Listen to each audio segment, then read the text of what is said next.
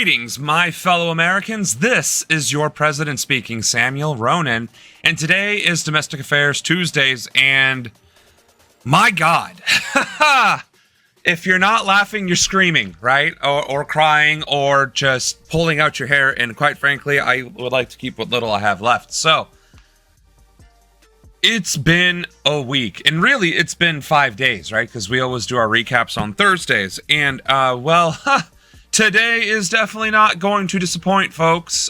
We have executive orders outlawing homelessness. So now, if you're homeless, instead of getting sent to jail, which is also stupid, but that's not even, like, that's already bad, and that's already been happening. Now, you get sent to concentration camps for being homeless. Yes, you heard that correctly. An executive order was written, and we will be going over it, that discusses how and why, when you are homeless, you will now potentially get sent to a concentration camp. Alligator Auschwitz, no less.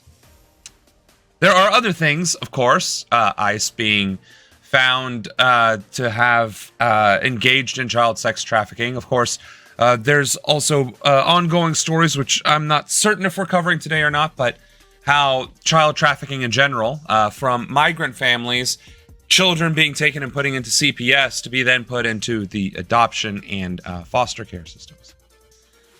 I'm also still working on speaking from the diaphragm. That's going to be ongoing. I don't know if I'm doing a good job or if it's just because I have the posture of a golem. Either which way, I'm going to work on that too. But suffice to say, things continue to devolve bigly in America, in the worstest ways possible. So, today's stream might have some lightheartedness in it, but it is also going to have some darkness. So, on that note, hola, Ana la Diosa, a good evening, the true chain. Thank you, Pop. I heard a transgender lawmaker just said cool to the billionaires fleecing the working class. Because once you get power, you let power corrupt you. Well, you know, it's funny. I don't even think these people are necessarily corrupt because they got power. I think most of them were corrupt and just needed the power to exercise it. Here's the thing. If I had power, I would wield it. And many would consider that corrupt. Right? If I had the ability, which we discussed on Thursday, to contact the United Nations and to ask them to issue arrest warrants against my fellow Congress members and senators, judges, and everyone else for complicity in war crimes, I would 100% be called corrupt. Oh, he's trying to wield power that he doesn't have. Wrong.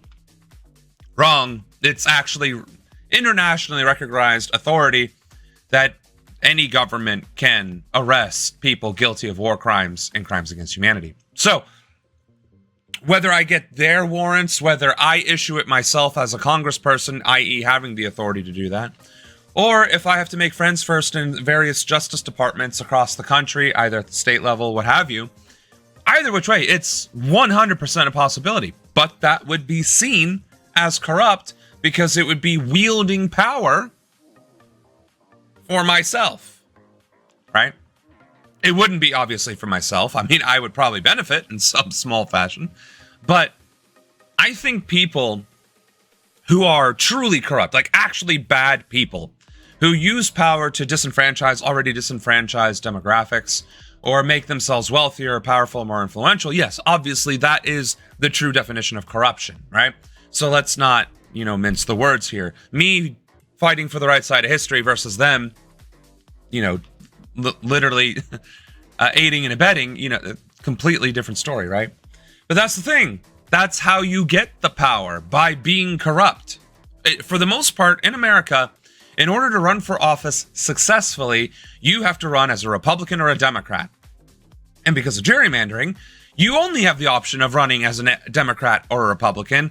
And depending on how gerrymandered that district is, your only possible chance of winning is by being a Republican or a Democrat. So, in reality, the election happens during the primary, which is a much shorter time span with a significantly less voter turnout. Meaning, if 25% of the population is already responsible for choosing the president, an even smaller percentage of that 25% is responsible for choosing the candidate for said party, right? So around 50% of the population voted for president last year, right? Which means around 50% voted not at all or did not vote. If did not vote was a candidate, they'd win. All right, so if 25% of the population voted for Trump and 24% of the population voted for Kamala, but the primary process that included Trump had significantly less than that 25% of Republicans turn out, guess what that means? 5 to 10% of the population actually picked the president. And how is that possible? Corruption. When the news networks who are in charge of the debates, the polling, and, putting it out there that, hey, these people are the ones that are running, are in cahoots with the people who are running because money keeps changing hands, that is, by the simplest definition, corruption. Right? So, with that said, if you are winning elections right now, short of being a Zoran Mamdani or the mayor in Seattle, whose name right now at this very moment escapes me, there are very far and few between folk who have actually earned their election. Well, my grandpa or papa or Uncle Jimmy is mayor of small town fuck off USA. Right. Local elections, unless it's obviously a major city, chances are you probably earned that too. I'll concede that point. 99% of every other piece of office out there, though, is definitely money changing hands, battling it out in the primaries. And as we know, the primaries, the parties, can legally choose their own candidates, regardless of what the voters end up doing.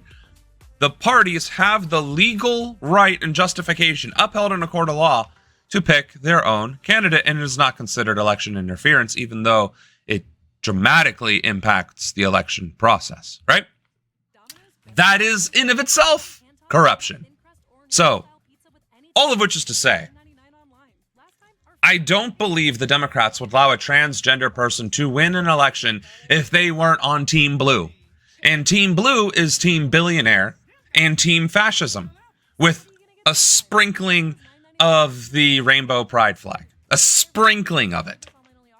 So long as it's convenient, right? Because now, all of a sudden, it's kind of okay to talk about being pro-Palestine and anti-Israel. Sort of. It kind of. It's growing, but it's not quite there yet. So, as long as you're playing ball, you can win an election in the Democratic primary. But if you're not playing ball and you're shaking your little mouse fist at the establishment, well, did AOC win an upset victory? Or was that guy, the incumbent, a piece of shit who didn't give the party what they needed, which was a little bit of spice? Notice how few millennials to this day are still in positions of power or elected office, when we are one of the largest generations in America. And between the ages of 42 and 25 at this point? 42 and 24, I guess, since the generation is 18. But you get the point. You get the point. There are not nearly enough millennials in office. Certainly not elder millennials or younger millennials, right? And AOC is, I think, around my age. She's got to be my age, or she's a little bit younger.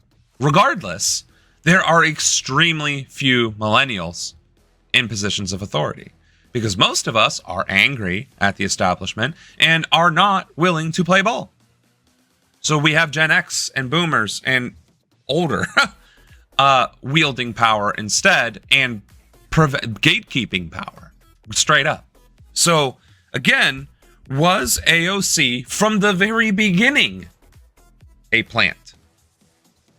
Seems like it. I mean, you don't go from bartender to congresswoman in modern politics. You just don't. You honestly don't. And I'm not trying to discredit her, because here's the thing. most people who are bartenders also don't have a master's in international, what was it? Was it international economics or international negotiations or something? It was like something that just screamed, I am going to be in politics one day, but now I'm going to be a bartender. Like, it just doesn't, that's like the Republican who became a commissioned officer in the army for 2 years so that they could say that they were a veteran and then go on their path towards political success. That's literally how that's how that screams. It's like, oh, well, I'm going to get this uppity muckety muck, be top of my grade, da-da-da-da-da, from New York.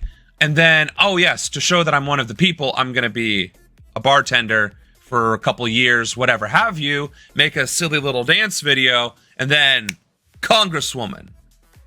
You don't just wake up one day as with that degree, decide to become a bartender, even if you have economic situations that or circumstances that force you to becoming a bartender, because lots of people with degrees are not doing the thing their degree says they can do, right? Those circumstances are not like, you know what, one day I think I am, in fact, going to just, run for Congress as a bartender. That's just not how that works. That just isn't how that works. So, to me, I don't see how most of these people in office aren't corrupt from either the very beginning or doing a very good job of hiding it, or allow themselves to be turned sooner than later. Again, it took Obama one turn to go from hope and change to bombing 7 countries and being the still reigning deportation champion of America. She's exactly my age. She is exactly 1 month older than me. She's old. Abuela. Senora AOC. ¿Por qué? Just kidding. Please don't cancel me for that. She meant well until having the opportunity to be in office. Her tax the rich dress was in bad faith. Well, and that's the thing, right? She can walk the walk, or no, I'm sorry. She can talk the talk just like Jasmine Crockett can talk the talk. Both of those women, outstanding orators. In fact, I would say Jasmine is better than AOC in terms of public speaking. But when it comes to their voting record, it leaves quite a bit to be desired. They do not walk the walk. Yeah, sure, fine. They don't have the power in committee. Okay, whatever. Whatever the fuck, that means. If you're in the committee, you have just as much authority as everyone else in the committee, except for the chair, who can use parliamentarian nonsense to undermine you. But you know what you do then? You challenge the parliamentarian at their own fucking game. Because if you're a smart person, which I hope you are, but then again, we have MGT, we have Magic the fucking Gathering in government, and she is not the sharpest knife in the drawer. So, okay, not everybody who made it into Congress is the best and the brightest, but for those that claim to be, such as AOC, not trying to rap or rhyme here, one would think she would have at least tried to play the parliamentarian game, because that would be the first thing I do.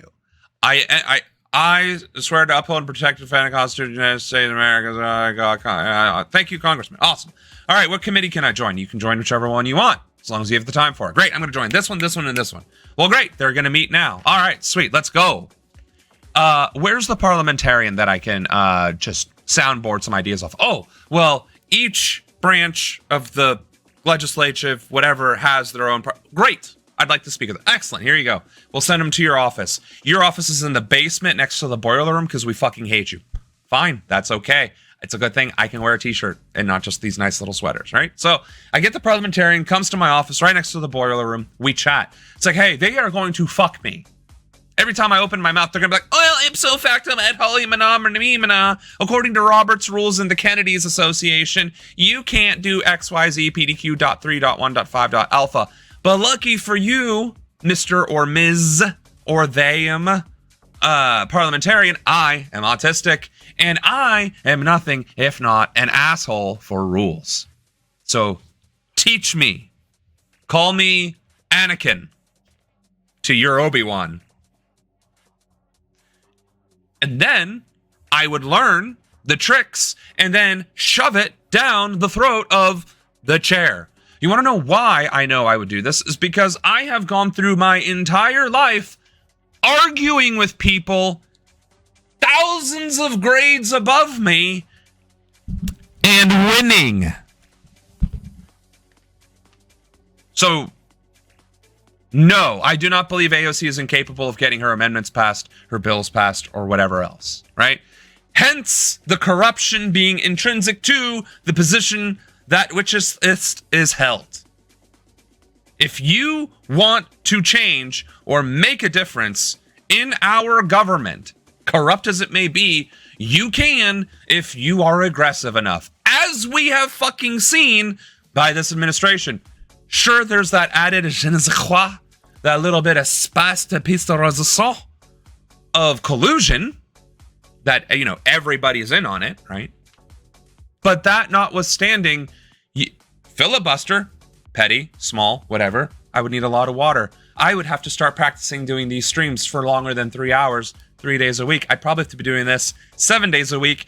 Rip Anna for your stream development. But my point in saying all of this, and I know this is a very long soapbox and introduction, but it's just I find it exceedingly difficult to believe that the Democrats are incapable of thwarting this agenda, such as criminalizing homelessness to the point of being able to be sent to a concentration camp, whenever the Republicans were in a minority during a Democratic presidency, they found new and more imaginative ways to undermine the process. And the fact that these Democrats aren't is complicity. Hence why, ipso factum, that this trans congresswoman being a sellout is not her being a sellout. That is her being exactly who she is. That was kind of the point I was trying to make. I am sorry for getting lost in the chat sauce, but I think you guys were just kind of commenting along as I was ranting. No need for a French en croix. I mean, something about double croissants, something like that, right? I know you would do that because you have done it at many jobs since I've known you. You did not give a damn about getting fired. Yeah, no, listen, I am probably one of the only people in the world, to be honest. I would go so far as to say the world. I am confident enough to say that in the entire world, there are not that many people who would a six-figure job on principle.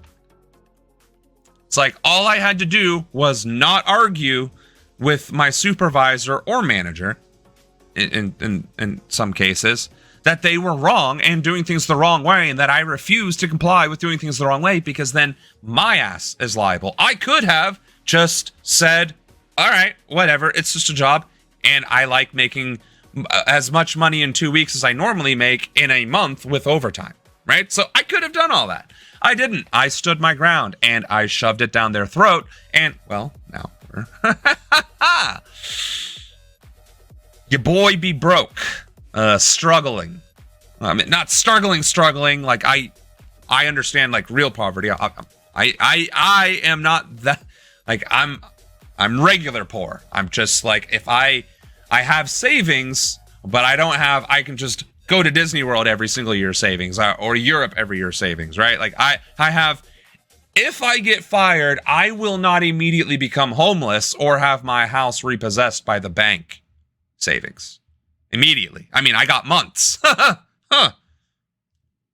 Most of us don't, though, because 60% of the population is living in poverty. And I think it's over 75% or 80% of the population doesn't even have $5,000 in the bank, right? And then it, like the number gets even smaller. Like, I think the actual percentage of the population that actually has a savings, like an actual savings that's at least 6 months of cost of living, is single digit. I believe that is the actual statistic. And I am in that single digit. I'm the 1% of that. But then again, you know, it is a very unfortunate and disturbing barrier Oh, you have enough money to survive for 6 months if something catastrophic happens. Wow, good for you. That should be 100% of America. We are the wealthiest country per capita, right? But no, with inflation, cost of living going up, wage suppression, and deflation at that, and the fact that we are in the greatest amount of debt out of any other country in the world, yeah, 60% of us are working poor or literally poor, like actually homeless, living out of our cars poor while still having a job poor, right? But the standard should be that number, not that it should exist at all, but if it exists in a healthy economy, that number should not exceed 3%. And it's 60%. All of which is to say, I have no bank account I'm working on. Exactly. Like, that is not normal in a healthy economy or a healthy society. I'm also on disability, so I can only have 1K in the bank, which is also insane. Why the fuck does the government care if you have savings at all? You're disabled. That doesn't change the... If you had $12 million and you're disabled, that doesn't change your disability any. Yeah, fine. With $12 million, I guess you could afford some stuff. But, like, what's the point of a society then, if not to take care of the people when they need it? Like, that just... Again, my brain does not comprehend, well, you have an income, you are disabled, you should end up in poverty before we should help you. No, motherfucker. We are a country with a whole fucking flag. If we are going to do anything with that flag and call ourselves a country, should it not be to take care of the people whom are represented by that fucking flag? I mean, apparently I'm too autistic and, Big Blue Air Force for that conversation, evidently, because I'm just a Christian-hating, God-hating, wild sex-having, green grass-smoking, tree-hugging communist, chocolate-hating, fun-hating piece of garbage. Because I think, people should be taken care of as a first priority in any form of government. But whatever, right? Right, they have to shut their mouths and be a yes man. That reminds me of the employee who got fired after giving her boss a kid. Oh my God, you're right. I remember that. Got fired for giving the boss a business transplant because she took too long to recover. She ran out of sick days. If I am not mistaken, they fired her because she missed too much time. I would have sued. I would have sued for discrimination and demanded my kidney back. I would have demanded my kidney back. I would have sued for money, actual money, the damages of the money, the mental hardship of the money, so a ×8 factor, and I would have demanded my kidney back. Like, no fucking way. Anyway, fuck anybody in the hierarchy of corporate. But you get the idea. All right, so anyway, I've been going on that tangent long enough. Oh, 8,000. That's how many men have found freedom from the P word through Unchained Leader. My name Our is Tommy first Say. ad Today of I'm the one of the day. head Perfect. Is Chicago's very own WGN News. All right, I forgot. Local homeless to not advocates do are the warning about a new GC executive closed order captions. from the Trump administration. It aims to give the federal government more power to remove people from streets and to put them in hospitals instead. Oh, I wouldn't just give her job back. Honestly, if both the boss and this lady are still alive when I become president, and I write this down, add it to the list of other policies that I need to do. But I will literally write, I will actually write a specific executive order to specifically encompass that the person who received that lady's kidney must return the kidney to said lady, like, or on pain of death. Like, because that is fucked up. That's just beyond fucked up. I was houseless for 4 years. My mom is my payee. A homeless shelter said she could get in trouble for me being houseless and threatened to report her. Yeah. When the systems that are there to support you threaten you, you know that this country fucking hates people. And that's exactly what's the problem. Like, you can't have a country and have the country hate you. That's not a country. That is a prison with extra steps. And, well, now those extra steps are being dismantled quickly. And joining us now to discuss is Nia Kelly, who's with the Chicago Coalition to End Homelessness. Thanks so much for coming here on a Friday, Nia. Thank you so much. Before we get to the merits of this, let me ask you, how would this work? How would it be implemented first off? So that is still, there's a lot of unknown within the executive order. It provided a wide range of tools for the Attorney General at the federal level, as well as law enforcement and local government, with the goal to remove people who are experiencing homelessness from the street.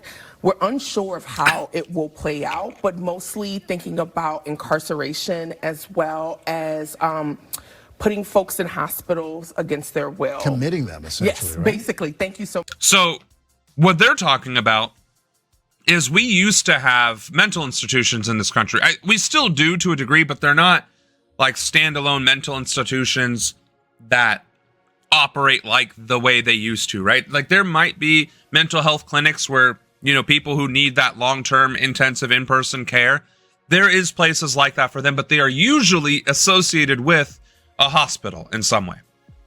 What she is talking about is talking about committing people to these institutions, which brings us back to like before the 50s, I think, like between, or was it up and through the 70s? I don't remember when the institutions went away, but it was around the 60s or the 70s, I believe.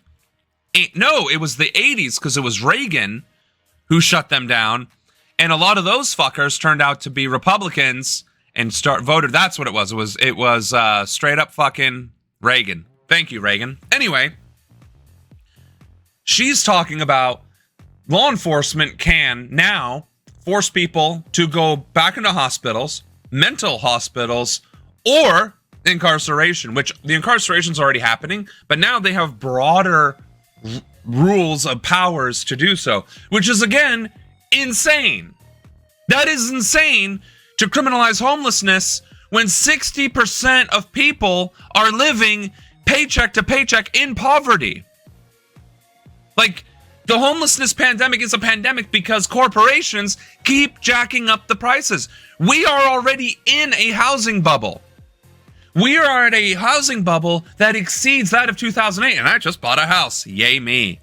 Point being, shit is bad not because of people. Shit is bad because of piss poor legislation and regulation, or the lack thereof, and the decision making of people with power and money who care nothing about anything else other than the money and the power.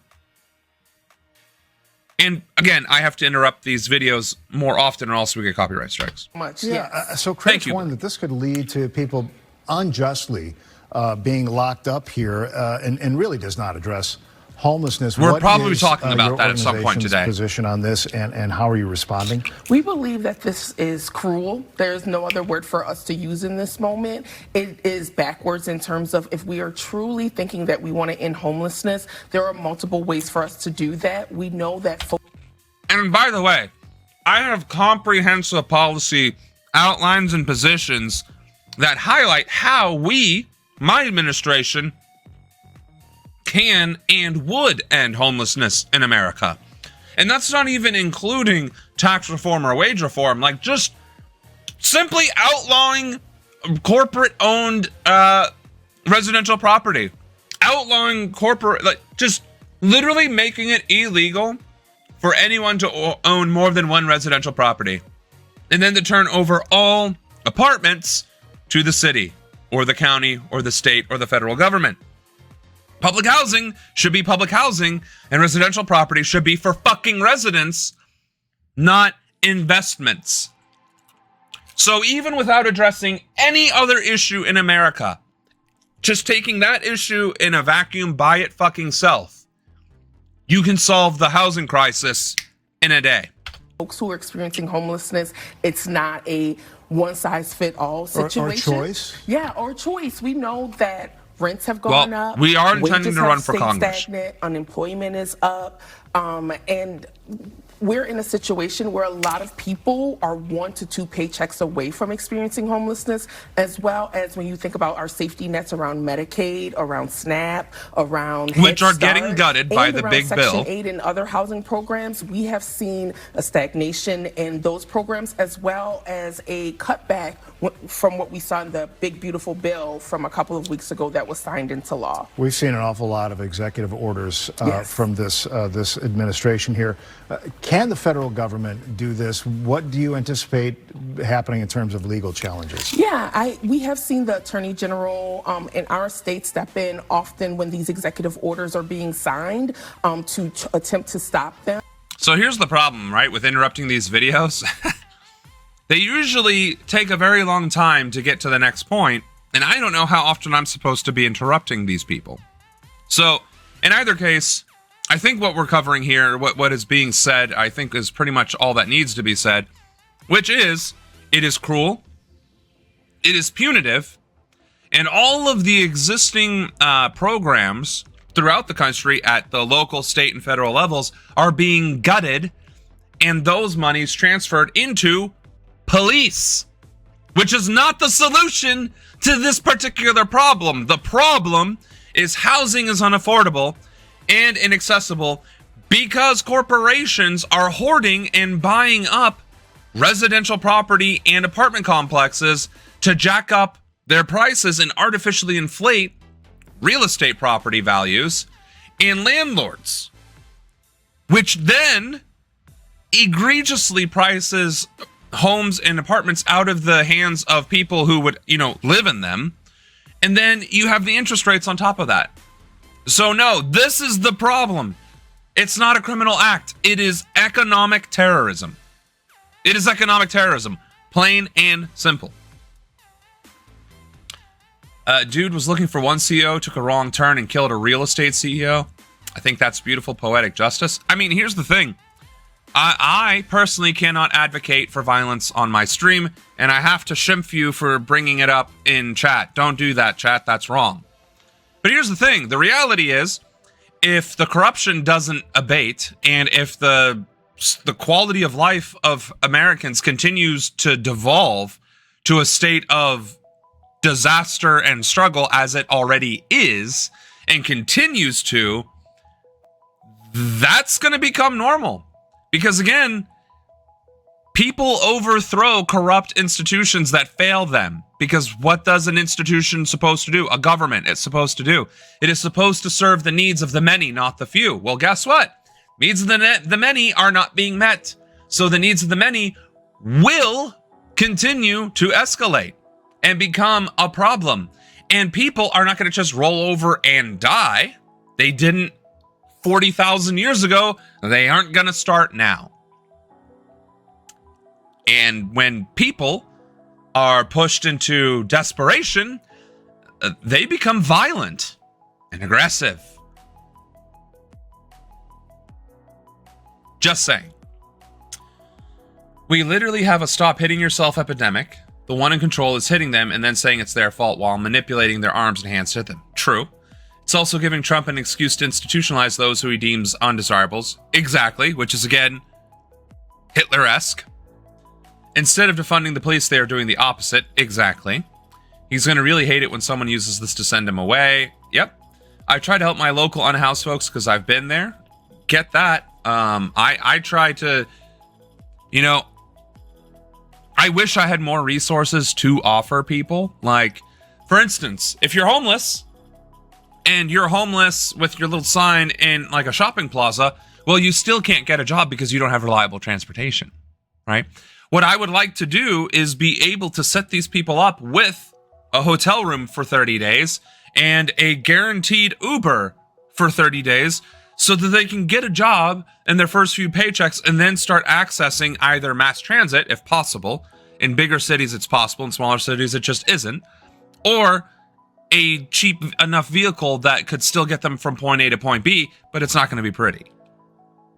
But that is because that's like $3,000 a month for a decent hotel, Uber, I think, has a program to do that, but like it's going to be hit or miss which drivers are going to be available. And the used car market is still egregious to where like even $3,000 is barely going to get you a vehicle that runs. So we're talking $6,000 for 30 days just to get off your feet or on your feet. So how the fuck is somebody who is currently homeless going to be able to pull that off? They're not.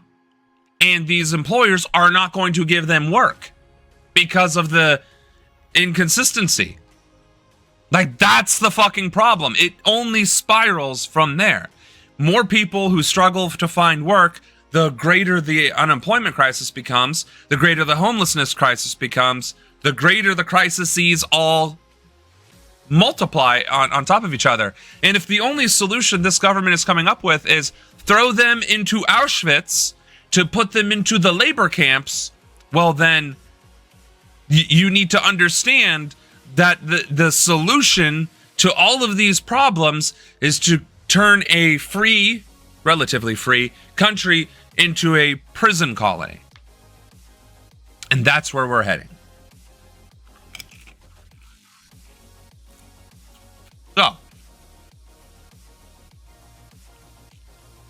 we'll do a couple more. Overnight boarding. Your pet will stay overnight in your sitter's home and not only be treated like part of the family. Meanwhile, we are getting reaction to President Trump's new executive order to tackle homelessness. He says he wants to make it easier this was on for Sunday cities then, and states if it was to 3 days stop ago. people from sleeping on the streets. NBC4's Conan Saturday joins us live from our newsroom to break down the This order. motherfucker did this on a fucking weekend.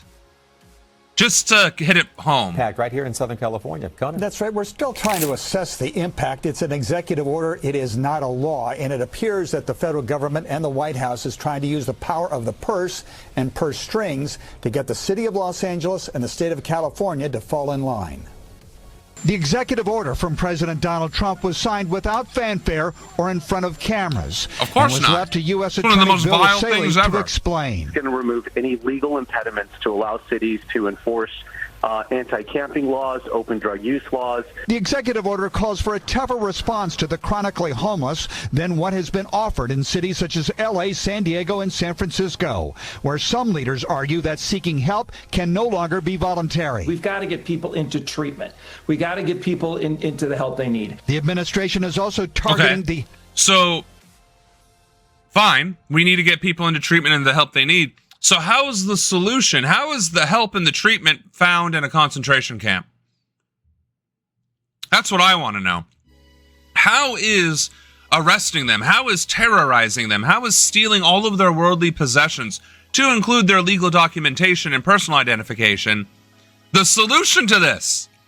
This is blatant terrorism.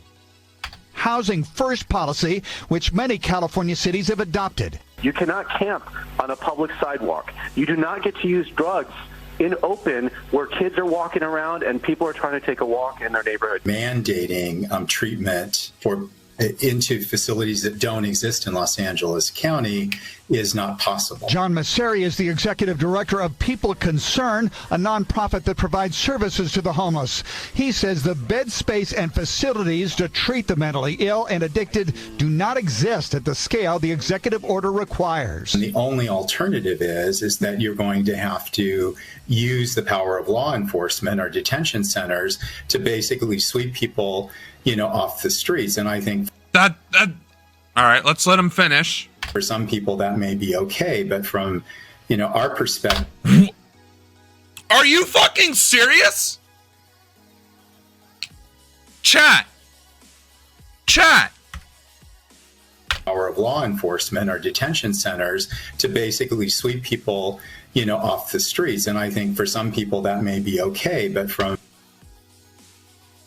this fucking Nazi just said that there's a solution that to sweep these people off of the streets, law enforcement will have to put them into detention centers. Sweep people, off the streets. And I think for some people that may be okay, but and said that for some people that'll be okay. On MSNBC! Which is the most left-leaning news network in America. This fucking Nazi said Well, we're just gonna have to sweep some people off of the streets and into detention centers. Are you fucking kidding me? From our perspective, that is not going to make the problem better. It's going to make it worse, and ultimately, it is not. I'm misinterpreting.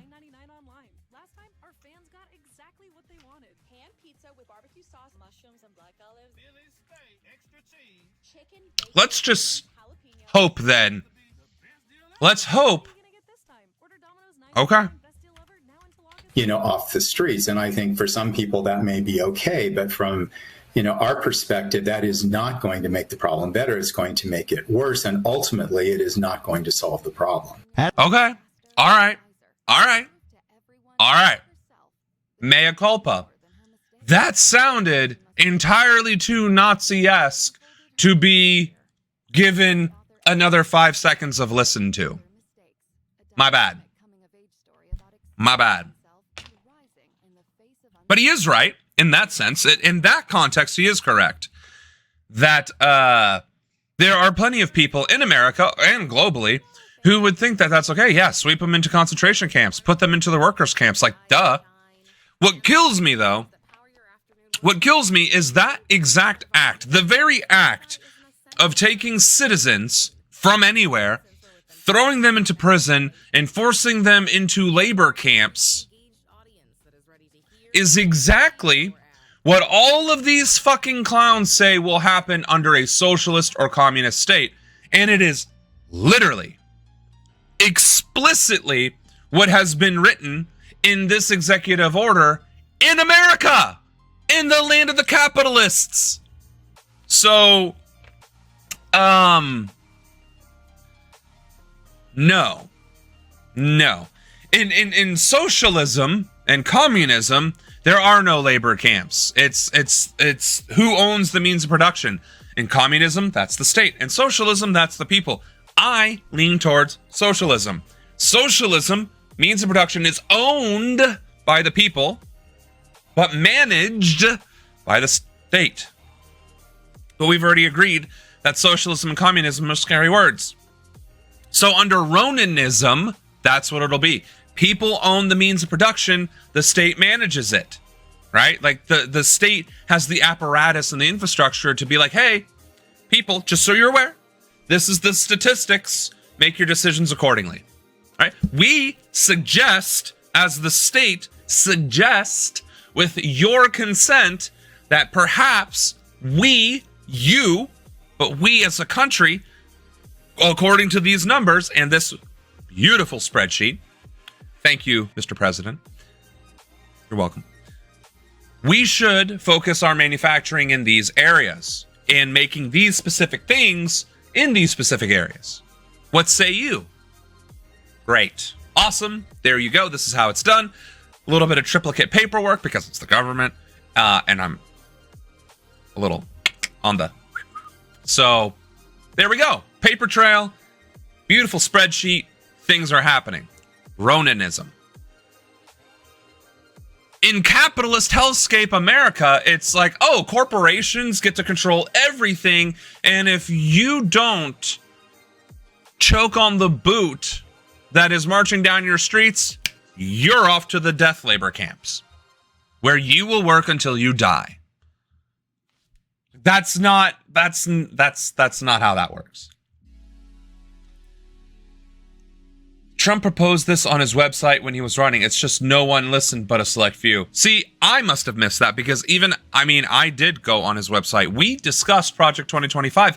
I got a certificate in Project 2025. Not a single fucking phone call, though. Rude. But there was so much within it that we couldn't actually go over it deeply enough, obviously. Oh, mostly for veterans? Oh, that's even worse. It's literally, hey, let's take the people that we trained for war and then strip them of their rights again after the fact. Insane. But we are Project 2025 certified. But apparently we're not loyal enough. Whatever the fuck that means. Listen here. I even went on Chat GPT. Yes, I used the evil, energy-sucking, life-draining machine. And I had it just make up a resume and a backstory with a cover letter and submitted it to the Trump administration. And I have not had a single phone call. So, rude. So, yeah, I'm not loyal, apparently. And AI didn't do a good job of making it look like I was.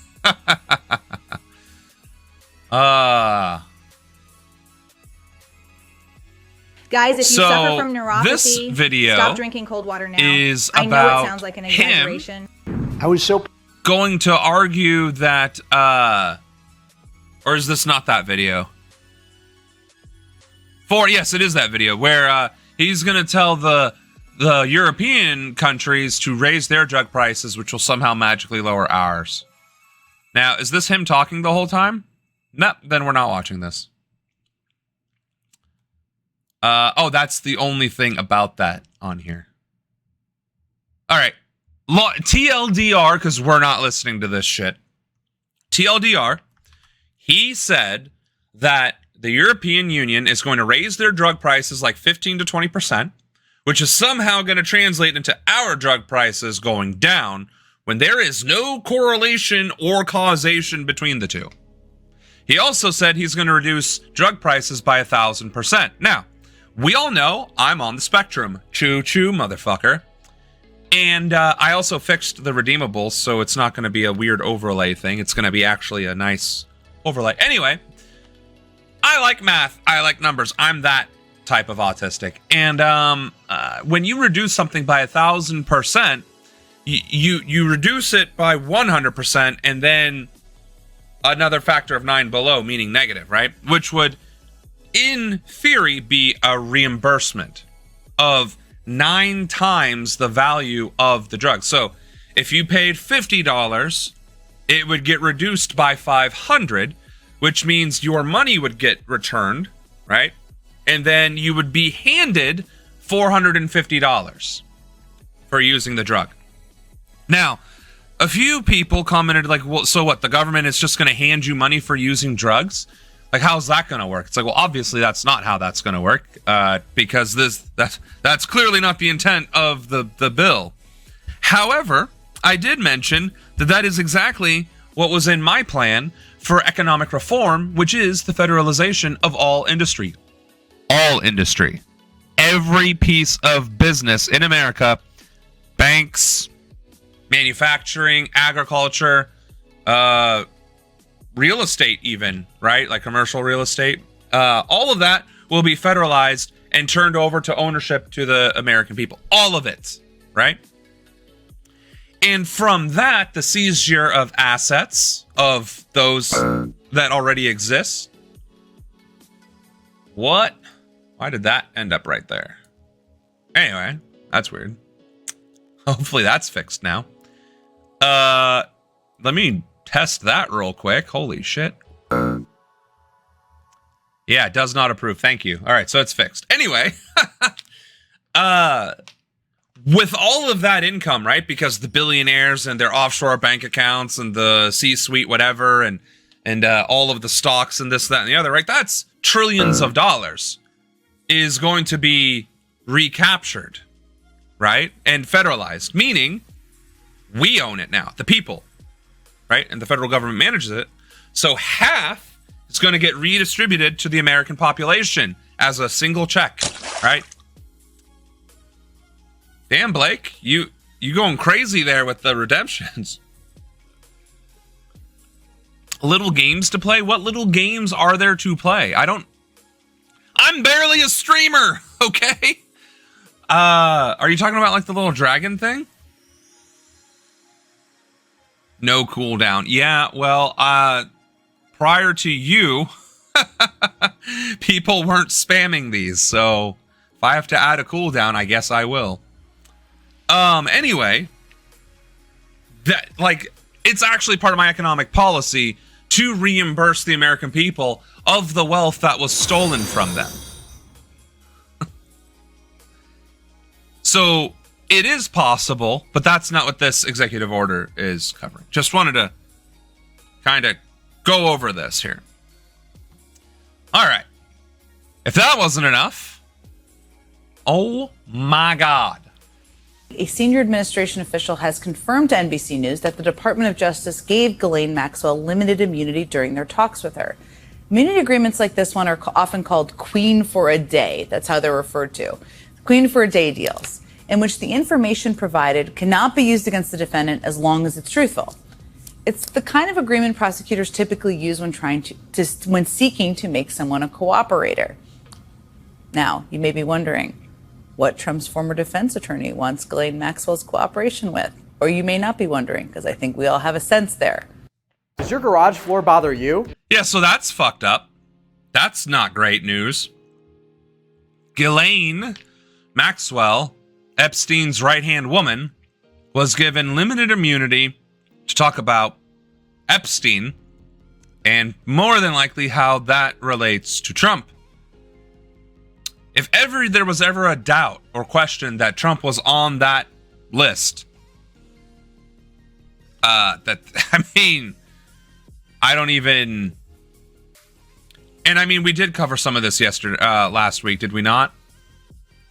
So that's pretty fucking insane.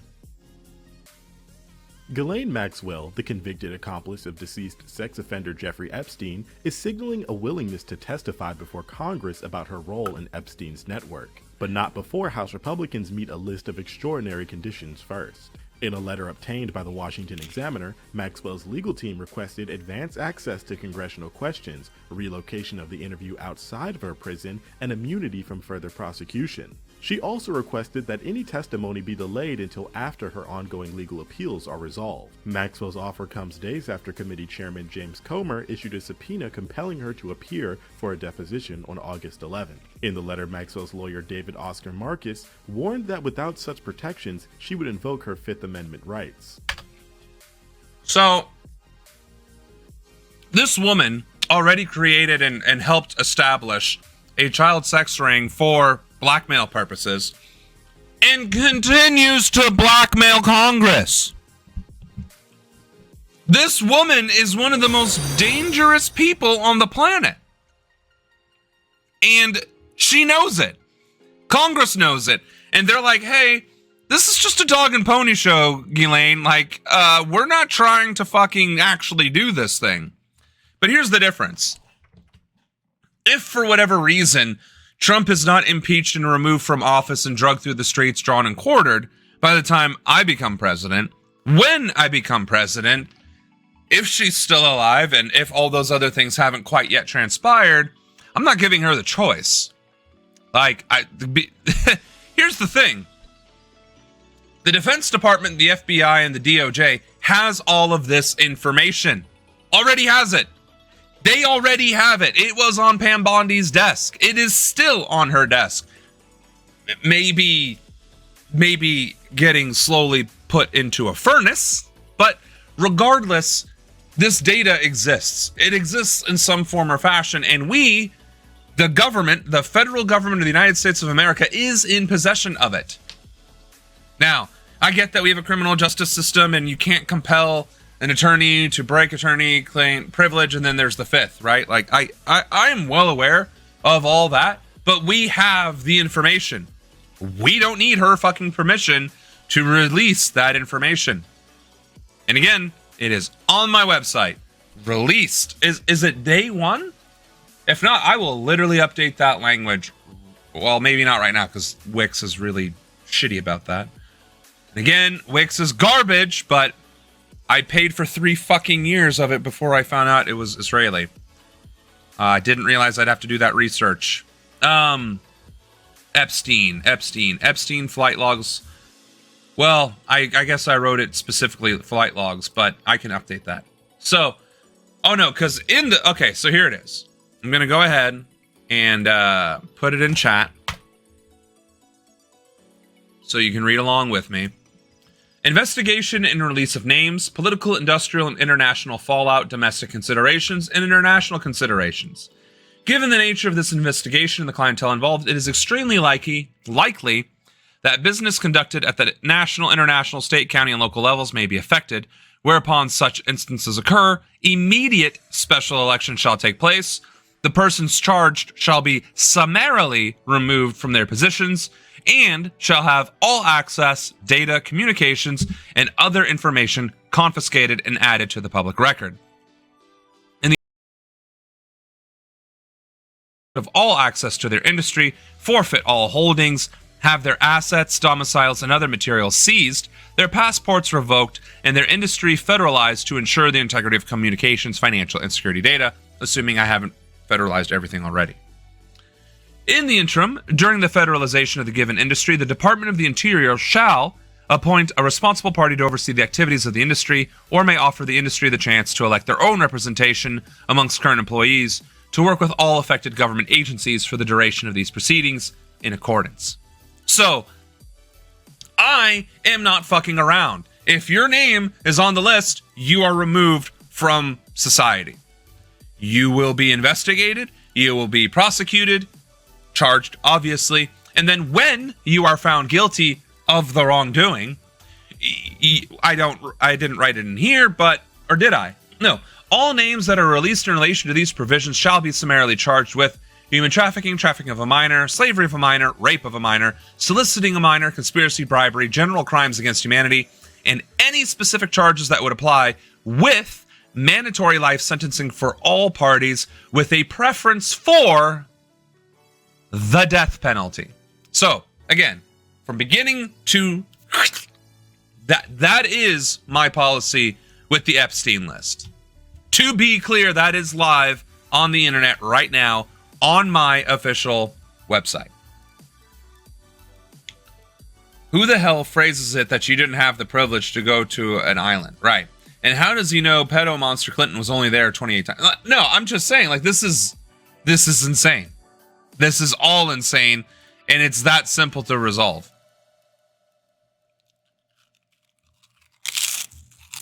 Right.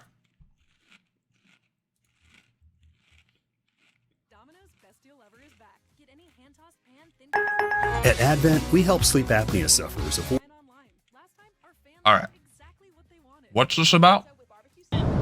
Epstein has a certain reputation, obviously. I'm just curious, were some of the workers that were taken from you, were some of them young women? Were some of them young women? Well, I don't want to say, but everyone knows the people that were taken. And it was the concept of taking people that work for me is bad. But that story's been pretty well out there. And the answer is yes, they were. Yes, they were young women? What did they do? In the spa. In the spa? Yeah, people that work in the spa. I have a great spa, one of the best spas in the world at Mar-a-Lago. And people were taken out of the spa, hired by him. In other words, gone. And other people would come and complain, this guy is taking people from the spa. I didn't know. All right, so Brian Tyler Cohen has this. I don't know who the fuck that guy is. Having 4.63 million viewers doesn't mean anything. Auto-dubbed. Where is the veracity here? Maybe he's going to tell us where this came from. About what we just heard. That was Donald Trump admitting that Virginia Giuffre, who was ultimately abused and trafficked by Epstein as a minor, worked for Trump initially, which means that if she was still a minor when she was poached by Epstein, then she was also a minor when she worked for Trump. So Donald Trump was employing underage girls to work for him and expose those minors to someone like Jeffrey Epstein, who had the ability to steal those girls and then rape, abuse, and traffic them. I know my job here is to talk, but I'm honestly kind of speechless. And by the way, let's not pretend that Donald Trump didn't know who Epstein was. Remember the famous quote from... Okay, so I would like to know where he got that was in the last couple of days in Scotland. He's a former Occupy guy. Here's the thing. I'm not saying that what we just heard... Okay, so the guy... Okay, it was a reporter in Scotland. Okay, so that's where it came from, the authenticity. That's disturbing. And again, it speaks to the point that Trump was not just friends with the guy. He was straight up in fucking cahoots. Because you can't tell me you accidentally hired teenagers, kids, I mean, let's just call it what it is, minors, kids, to work at your spa, knowing who Epstein is, and then knowing who your clientele were going to be. Like, you don't honestly, if I went into a spa and I found out that the person who just gave me a back massage was a literal fucking child, the first thing I would do is call the police. And then the FBI. That would be, and I hate the police. And that would still be the first thing I do. If I found out after the fact somehow that person was a child, I would lose my fucking mind. Right, and that's the thing, like, we can, no, we can't. We're not going to, let's just put it that way. People might debate, well, she looked, 25 or whatever. Have you seen, I've seen 25-year-olds lately, and I'm like, shouldn't you be in school? Like, I'm in the gym in, call it March, on a Tuesday morning, 9 a.m., and some of the people there are like, shouldn't you be in school? Like, don't you have math right now? And they're like, I'm 23 years old. No, I don't think you are. I need to see some ID. You need to call your mother. Like, you're skipping. Like, this is truancy right now. Turns out some of them really are. But we're not debating that. We're really not debating it. But people do. And we will acknowledge that. The point here is that is insane that he admitted that. That he admitted that out loud in the midst of this scandal. Insane.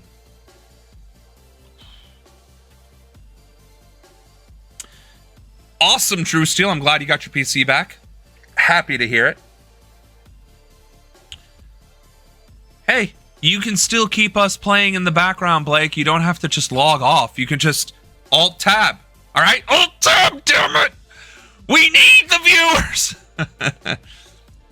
In Florida, for a brief period of time, firearms are tax-free, so people don't have a payment burden. In the middle of this thing in New York City, also, it's still expensive to buy firearms. That's a crazy-ass... Florida is like trying to become fascist before everybody else. And like Texas is racing with them. That's insane. There are two types of people who should avoid taking gabapentin for This feds raid LA home tied to TikTok cult from Netflix documentary.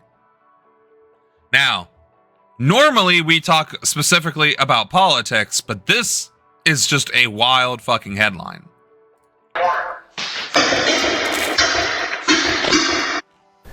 Now to this, a quiet Tahunga neighborhood rocked by flashbangs. Federal agents storm a property tied to the shocking allegations of sex trafficking.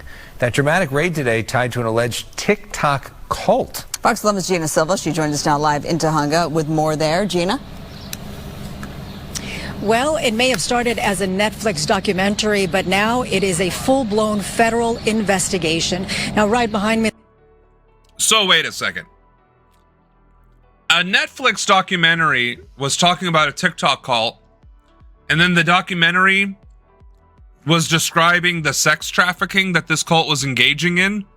And after it made it onto Netflix to discuss the sex trafficking, that's when actions were taken? Why the fuck was this not reported in the midst of the documentary making itself? What? This property is usually closed up tight every single day, but today, federal agents ran through that gate. Attention, anyone inside? Come to the front door with your hands up. We have a search warrant. It sounded like gunshots to me.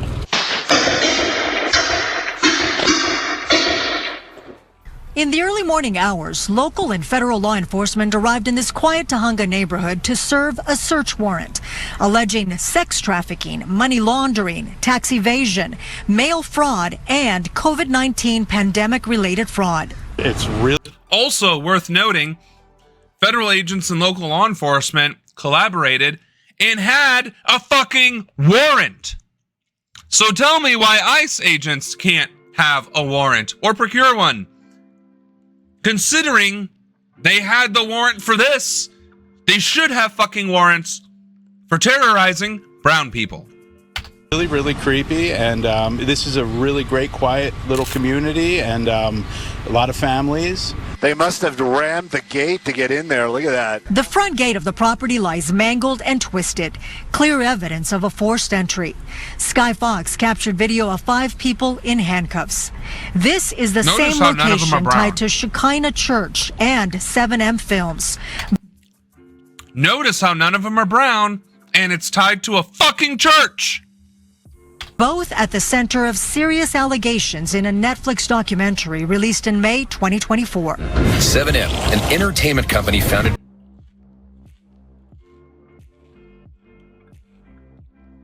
This was released a year ago, over a year ago, and they are just now taking action? What is this country's criminal justice program? What the fuck? By Robert Shin, who's also the pastor of LA-based Shekinah Church. The documentary, titled Dancing for the Devil, the 7M TikTok cult, alleges emotional and psychological manipulation. It started out fairly innocuous, but the control slowly grew. We feel liberated. We feel that finally maybe there's a chance for justice to be served. Melanie Lee joined Shekinah Church at 15 and left in her 20s. She accuses Pastor Shin of abuse and running the group as a cult. After years of urging law enforcement to investigate, she now says she feels vindicated. I know for a fact. It's always a cult. It's always a victim who spent their time, energy, and effort to convince them that this is a problem. And law enforcement going, it's not our problem. Or, not right now, sweetheart. Or some other nonsense. That is insane. That is disgusting. Like, what? This is why everybody says defund the police. This is why everybody says ACAB. This is exactly why people hate law enforcement. They were told years ago that this shit was happening, and it took a Netflix documentary and 14 months for them to give a shit. That's insane. Right, but they are busy shooting innocent black people and helping ICE kidnap non-white people. Right, they have all the time in the world to do that, not to look through and investigate rape kits or domestic assaults or stalking accusations or charges or any of that. No. They also have plenty of time to sit on the side of the highway and give you a fucking speeding ticket.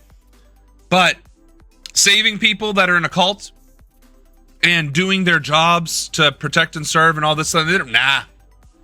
Why? Again, why do we have police? Why do we have police if they don't even do the barest minimum of what their job entails? And then why do they keep demanding more money when they have not done their jobs to begin with? That's fucking disturbing. And you are not alone. Because literally every single woman in the world has been SA'd, and no police force takes it seriously in any fucking country, and especially not in America. No, you're right. I remember that. I actually saw a bit of a documentary on that as well. It's insane. It is absolutely insane. And what it takes to get any action taken on those. Jesus. 49 Victor Romeo, Hawthorne Tower, 155. And I'm Adam Cooperstein, and let's start with that Department of Justice lawsuit just filed against New York City and Mayor Adams, days after an off-duty U.S. Customs and Border Patrol agent was shot during a botched robbery in Washington Heights, where the Trump administration blamed sanctuary city laws. Government Affairs reporter Melissa Russo live in the newsroom with more on this lawsuit. Melissa. Yeah, Adam, it sure appears as if there are cracks in what many New Yorkers have considered to be a problematic alliance between President Donald Trump and Mayor Eric Adams. And yeah, here's the thing. Adams is trying desperately to weasel his way into Trump's graces because he himself is a fucking criminal and a corrupt piece of shit. And it keeps backfiring because Trump is racist and doesn't want to be allies with Adams in the first place. The perception, at least, that Just Mayor like Colombia Adams has been cooperating with Trump on immigration enforcement. The Attorney General describing her federal lawsuit filed today against the mayor and the city in this post. The Department of Justice is suing New York City and Mayor Eric Adams for continuing to obstruct law enforcement with sanctuary city policies. If New York's leaders won't step up to protect their citizens, we will.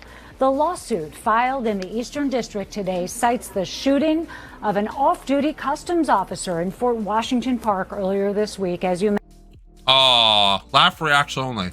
mentioned, Adam and Gilma, allegedly by two undocumented immigrants with a long rap sheet. The suit claims that the city's Department of Correction released one of those men, ignoring an immigration detainer that had been sent by ICE back in April. A detainer is a request by federal immigration officials to have a defendant released into their custody. But apparently in this case, they're saying that did not happen. The Trump administration and congressional Republicans in recent months have repeatedly threatened to challenge so-called sanctuary city laws that prevent cooperation with federal immigration enforcement. So basically, every ally that tries to ally with Trump gets betrayed by Trump, but because he's trying to be a dictator, they eat the crow anyway and try and capitulate when it is a losing battle. You cannot ally with a terrorist. You cannot ally with chaos. This person is loyal to himself only. Period. He will only ever serve himself. And he doesn't like black or brown people. It took two undocumented immigrants to shoot one guy and not even kill him? Right. Exactly. Ronan, the clown, loved him, and now what could happen? Right. Trump will sell his children out. Right. No, and that's the thing. All of these stories about immigrants fighting back against ICE agents. The United Nations has already given Hamas the right to defend itself from an occupying force. Domestic terrorism and secret police terrorizing people without due process, that violates our own fucking laws. You have the right to self-defense. You have the right to due process. Doesn't matter if you're a citizen. So if these immigrants are in fact killing ICE agents, they are following the law. The immigrants are following the law because ICE isn't. Again, not advocating for the violence. I'm just saying that legally, the immigrants are correct in defending their life and their fucking liberty from a tyrannical oppressor. Maybe I do need to get one of those bigger stands. Also, I guess I should get tactical sexy black because gray kind of is jarring, isn't it? But there's nothing wrong with this. Well, if I turn it around, right? But there's actually nothing wrong with this mic, and it's around 10 years old. So if you ever need a microphone for some reason, Blue Yeti. I don't know if there's like a part number or anything on here. Not that I can see, unless it's gotten worn out. But anyway, Blue Yeti. Not that that's like a commercial ad, but maybe they suck now. I don't know. This is 10 years old, so they might not make them like they used to. Crazy. Trump wants Rupert Murdoch to give President Donald Trump is asking a federal court in Florida to force media mogul Rupert Murdoch to give a deposition in the president's lawsuit against the Wall Street Journal. Rupert Murdoch an Australian billionaire? Like, can we compel this person to even come to America? Like, can somebody Google that? I'm fairly certain he is Australian. We didn't have time last week, but they are using this non-lethal shooting of an off-duty ICE agent to flood New York City with ICE agents. Right. The excuse. Right. It's the corruption. It's the fascism. Exactly. Oh, he might live here then. Okay, well, carrying on. Within 15 days. President Trump cites Murdoch's age, 94, and recent health scares for the immediate action. Trump sued the Journal, owned by Murdoch, for its story reporting on the Republican president's ties to Jeffrey Epstein, the financier and alleged child sex trafficker who died in a New York jail in... What do you mean alleged? Was he not fucking convicted? Hold on. I've noticed this. They say alleged child sex trafficker Epstein. Did he not get, like, sentenced? He was convicted. And he served time. So, right? Like, he was convicted and he served time. There's no alleged anything. He is.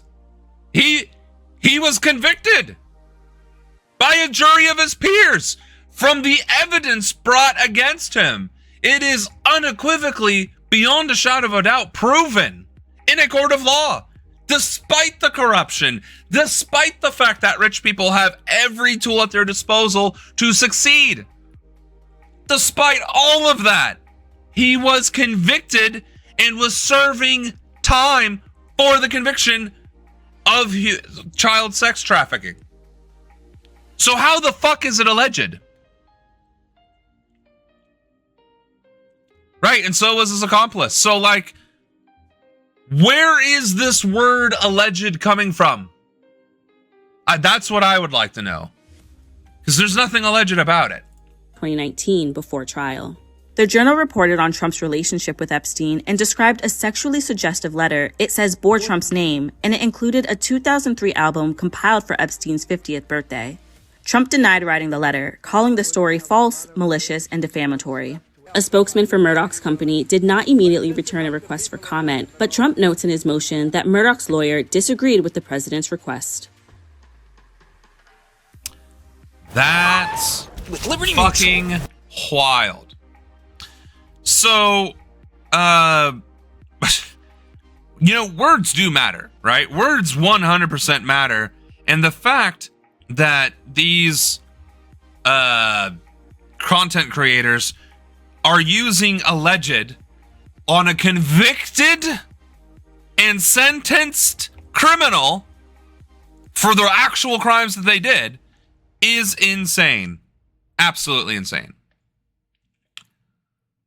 Right. He owns all this shit, and then he complains about defaming him, but that defames others. And Fox News is the only propaganda machine that actually benefits Trump. So, like, it's insane. Now, I am out of water, and I gave myself a mild tummy ache from eating a whole sleeve of Pringles right off the rip. So, we will play some EDM music while I go get some more Wawa.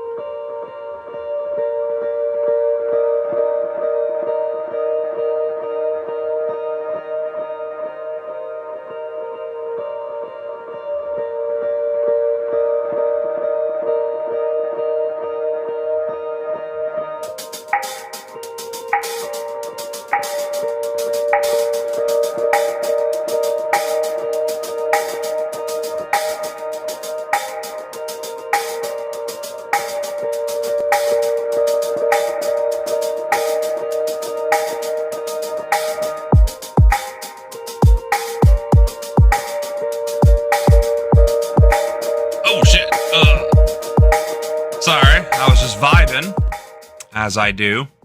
I was getting sick, though. I was getting good. I kind of actually want to still listen to that. Got that beat. All right, but we're not a music channel. So, moving right along. Liberty.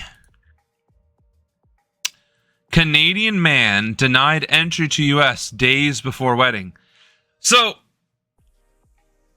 yeah, we can obviously play that real quick. But the fact of the matter is, this administration isn't just targeting brown people anymore. Because it targeted immigrants and visitors too. So, like, the fact that this continues to escalate to include our actual boundary neighbors is not good. This is not good. And it continues to get worse. And the fact of the matter is, it has nothing to do, like, yes, a lot of it has to do with race, but a lot of it is also with, like, just American exceptionalism. And it's alienating us. It's alienating us from our own fucking allies, which is crazy, crazy work. Entry into the U.S. just days before his wedding to his American fiancée was slated to take place. That after claiming border agents flagged him for overstaying. Now their wedding plans and what comes next are caught up in a complicated cross-border limbo. Here's CTV's Tyler Fleming. Devin Hayden and Bridget Ellis met online 4 years ago. And we've been together since. In a cross-border romance, Hayden lives in Brockville, Ontario. Ellis, about an hour's drive in Upper New York State. Most weekends she comes down after work and we spend a few days together, which is nothing like spending every minute of every day together. The couple... Dude, I don't even know why. Like, why would you guys want to get married in America anyway, especially under this administration? Like, why are you guys not trying to do everything in Canada? Like, I'm not saying Canada is Star Trek, but compared to America right now? Planned to marry on June 14th. Just a small little thing in Canton, New York. At a park with a bridge and everything. But just days before the wedding, crossing into the U.S., things unraveled. Once I saw them all kind of group up and stuff, I'm like, all right, something's about to happen. Hayden says American border agents flagged him for spending too much time in the U.S., which is typically a maximum of 180 days per year. It was only the 156th day of the year, so. But once they stood me up and fingerprints and stuff, I was like, okay, this is a little worse than I thought it would be. Are you fucking serious? You can't come to the United States of America more than 6 months out of the... What? That is the most arbitrary, dumb shit I have ever fucking heard. Apparently you can't visit America for more than 6 months total in a given year, which I'm not understanding that. Like, what? Because, well, you're spending so much time here, you should just get a visa or something. Like, you're not a resident. You are literally visiting. And if you live that close to the Canadian border, like, hey, I'm going to America for lunch or dinner or for the weekend. Like, that doesn't even...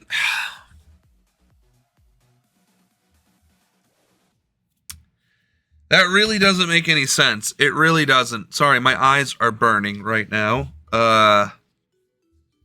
Don't know why. I cleared my air filter, but maybe it's like just the rage. Body temperature going up, you know what I mean? Sorry about that. Anyway, this is the thing too that kills me. It's like, well, it's our borders and we have to secure them. Okay. We don't have borders between Texas and Oklahoma, Ohio and Pennsylvania, or Indiana, Tennessee to Kentucky. Why? Because we're all one country. Okay. Well, that's different. This is the United States of America. Okay. They are our fucking trade partner. Were one of our greatest trade partners. They are also our border. They are also a treaty ally. An actual, bona fide, legal documentation ally.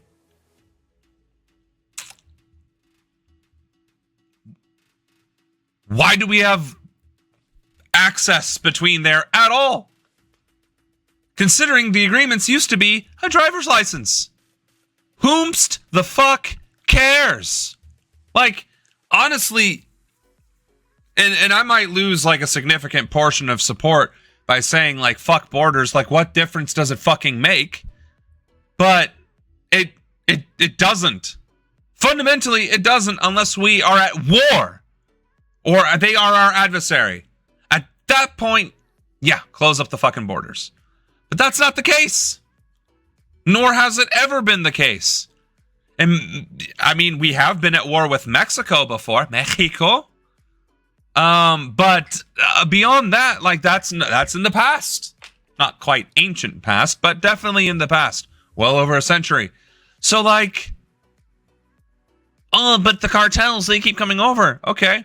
Well, the one thing that this administration did that I would have done anyway is declare all international criminal organizations as terrorist organizations.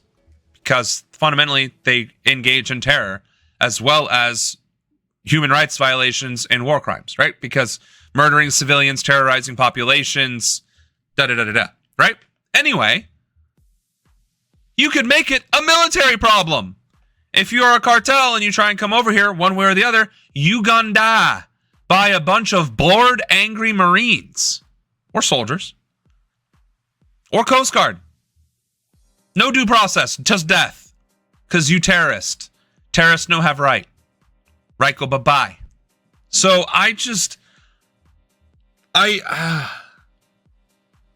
this is so fucking, and it's so arbitrary. Well, you've already done 157 days, so we're just going to detain you and throw you. Like, why? Why? This is asinine. When I lived in Norway, we could go to Sweden freely. There was no checkpoints or anything. It was literally like going to a different state. And that's the European Union. And they have free travel agreements because of that. But even that's beginning to deteriorate. And it's insane. It is. It is just insane. And for such an arbitrary number, too. Just an arbitrary number. That's insane. What do we got? Have you heard the good news? Senator John Husted supported working family tax cuts and protected Medicare. That's how did he do that? right. Senator Husted and President Trump kept their promises and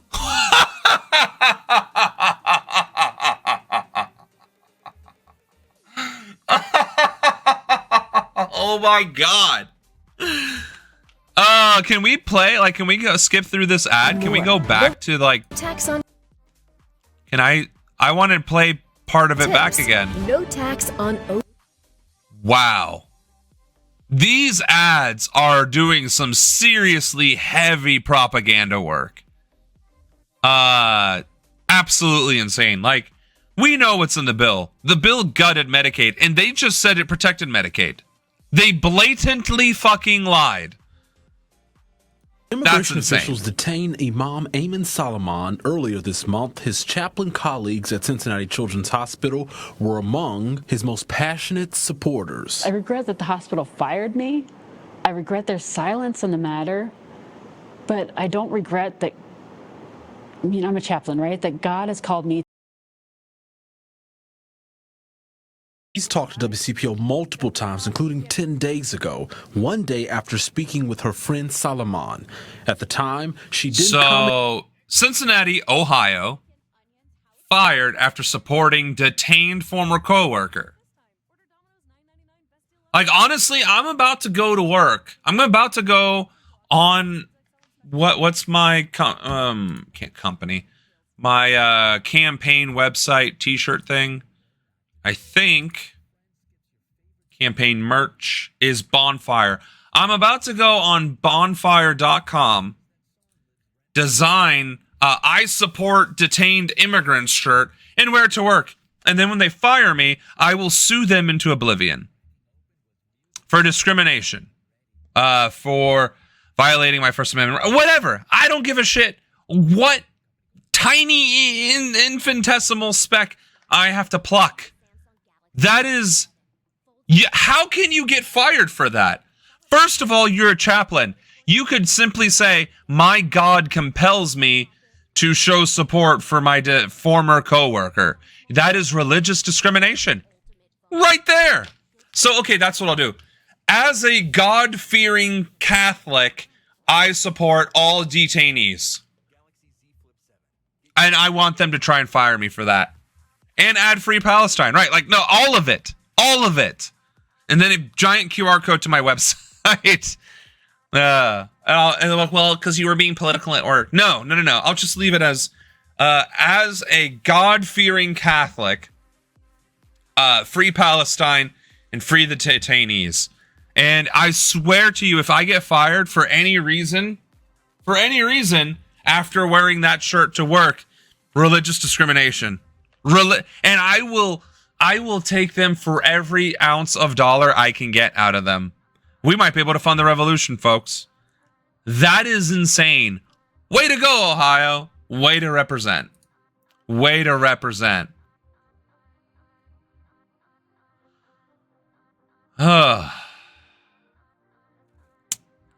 So most of these videos is ICE. That sucks. Well,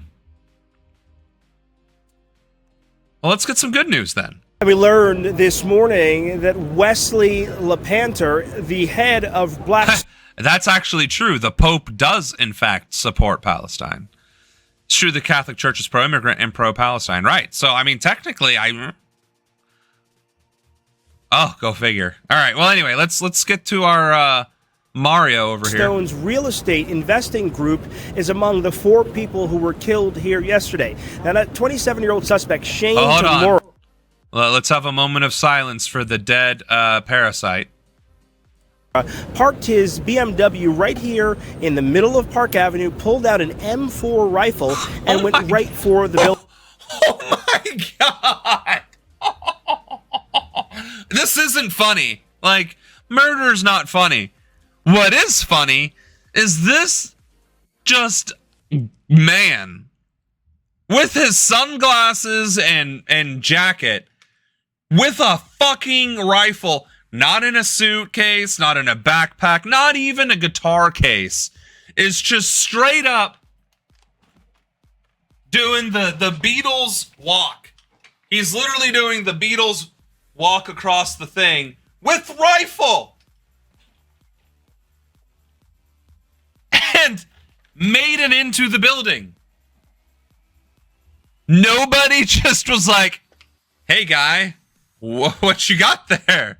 Like, nobody just... Right, and doesn't New York City have, like, extremely strict gun control laws anyway? Like, every state's an open carry state, but...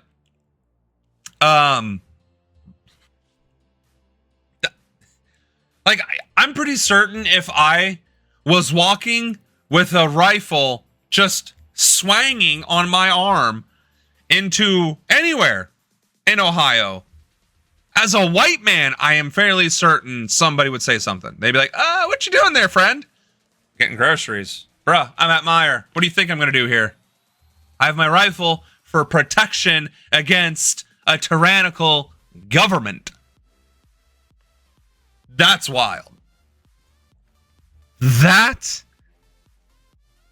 What's this dude's name? Like, a gunman entered. The harrowing scene. Wesley Lee Patner. Nope, that was the person who died. Shane Tamara, a 27-year-old who last resided in Vegas, also shot and killed a cop. A moment of silence for the dead pig. And made his way to the 33rd story before dying of a self-inflicted gunshot wound. Shane Tamara. So, probably some ounce of Japanese in him. Literally walked in like a Billy fucking badass and murked 2 people. At least. According to this. Oh, shot and killed 4 people. That's wild. That's wild. That's honestly, he didn't even need to kill himself. Shane Tamara, with a name like Tamara, he would have instantly been on every single 4chan weeb channel ever as like the new anime guy. Even if he isn't actually Japanese, he kind of looks black. Honestly, but maybe that's just the angle and the color of the whatever. No, they didn't kill him. He killed himself. Self-inflicted gunshot wound. I'm just like, this man, I don't know how handsome he is, but he probably could have been just as easily as popular as Luigi. That's insane. That is insane on so many levels. First level being open carrying and strolling through a major city with an M4 rifle. That's something. Building. He shot an NYPD officer who was working paid detail, meaning off-duty in uniform, helping to protect this building. A security guard, Wesley, in the lobby, and then made his way up to the 33rd floor. He thought he was going to the NFL headquarters, but in fact he wound up at Ronan Management, which is a real estate investment trust here in Manhattan. There he killed one more person before turning the gun on himself, and when police were able to search his pockets, they found a suicide note. On that note, he noted that he felt he had CTE, which is a brain disorder that happens when you play football and you have close contact hits. He blamed the NFL for not doing enough on that, and the investigation continues. We begin this hour, though, with our top story. I don't even...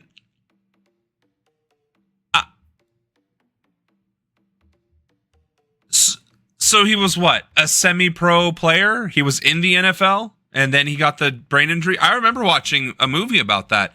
They made an actual movie and a documentary about it. And it's a real thing. It's a real thing. And it's a real problem that the NFL ignored for up until very recently. So, okay.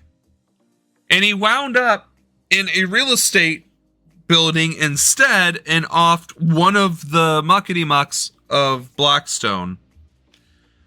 Like, God works in mysterious ways, I guess. We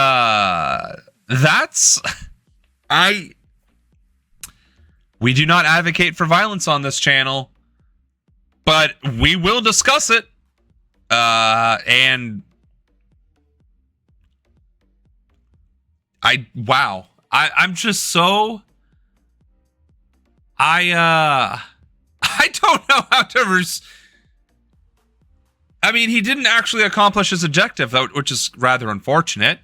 You know, he killed himself without achieving his goal. That's sad. But he might have actually... I mean, I don't know. If you kill an executive, it doesn't change the fact that all those records still exist. But, like... What gets me, though, what really gets me, is this man walked down the streets of Manhattan with an open carry rifle. Open carries a rifle brazenly through Manhattan, which is what, the wealthiest block in America or whatever, and just walks into a building. Yeah, kills two people whilst entering into the building, but like, nobody stopped him. Like, he shouldn't have been able to get into the building. Like, that should have been on the cameras. The security guard should have been like, hey, does that look like a guy with a gun trying to walk in here? Yeah, it kind of does. Maybe we should be like, stopping that. Yeah, maybe we should. Oh shit, he already walked in through the front door. Guess we'll ask him nicely to stop. I don't, like, that actually would make perfect sense if it was a John Wick movie. If it was Ben Affleck as an action hero, or Matt Damon as an action hero, maybe it makes sense. That would make sense. This is a scene from action flick. Kirka 50 years ago to the present, right? But for that to be reality, a real human being to walk brazenly down the streets of Manhattan with a rifle, walk into a building, kill a man, get on an elevator, kill another guy, and then kill some executive lady, and then yourself. That just... I would not have believed it if we did not straight up see that on the thing. Right, Denzel would... another perfect example. Anthony Mackie would have been another great example. But it's Halle fucking Berry. Shit. I mean, let's not just give it to the guys, the ladies too. Charlize Theron. So you're doing that. And they have security. They did have security. They had off-duty cops. And just straight up waltzed into a building in Manhattan with a rifle. Killed 4 people. Blackstone executive. Her name is Wesley LaPotner, and well known in corporate circles and also philanthropy. Here at Blackstone, she ran their real estate investment trust. Okay. He walks into the wrong office. All right. And maybe we need to go back a little bit.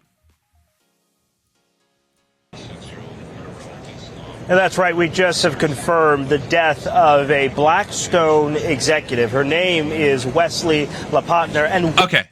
So he goes to floor 33, doesn't realize he's on the wrong floor, takes out a couple people. Why was Wesley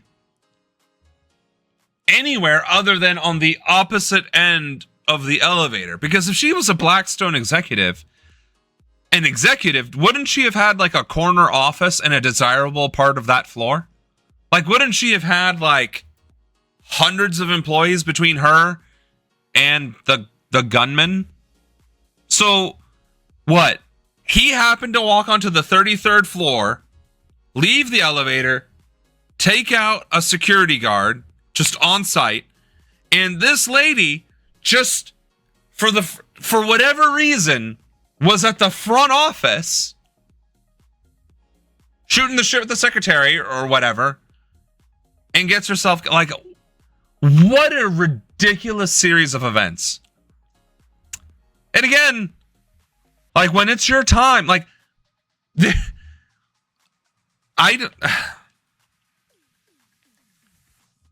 this man had a mission, failed his mission, but somehow took out one of the most evil people.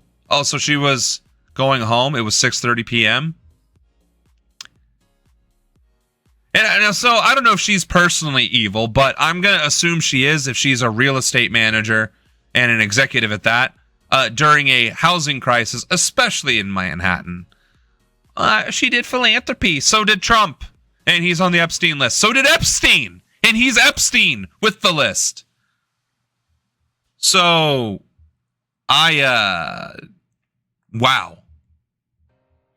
That is an unfortunate series of events. Well known in corporate circles and also philanthropy. Here at Blackstone, she ran their real estate investment trust and was a part of the executive committee as it relates to investments. Outside of here, had done so much work in the community, on the board of the Met, on the board of the Heschel School, a Jewish day school here in the city, on the board of the UJA Federation, doing so much that she could in the community to make New York a better place. And it is here. Yeah, so that she doesn't get her head shoved into a guillotine. No, I mean, we all know why they do philanthropy. We all know why. Like, you're not fooling anybody. And being on the board of all these things is just, again, another way to make money from these nonprofits. Like, nonprofits are money laundering schemes to especially rich people. So being on the board means you get a salary from a nonprofit, and he listed off 5. Like, so she's not a good person. That doesn't make her a good person being on all these nonprofit boards. That means she's collecting a check and siphoning money from the nonprofit from doing what it otherwise might do. Right, it's not working for the community. Wow. Anyway, So they're giving her a eulogy on national television. Well, I guess Bloomberg would be national television. It just... Wow.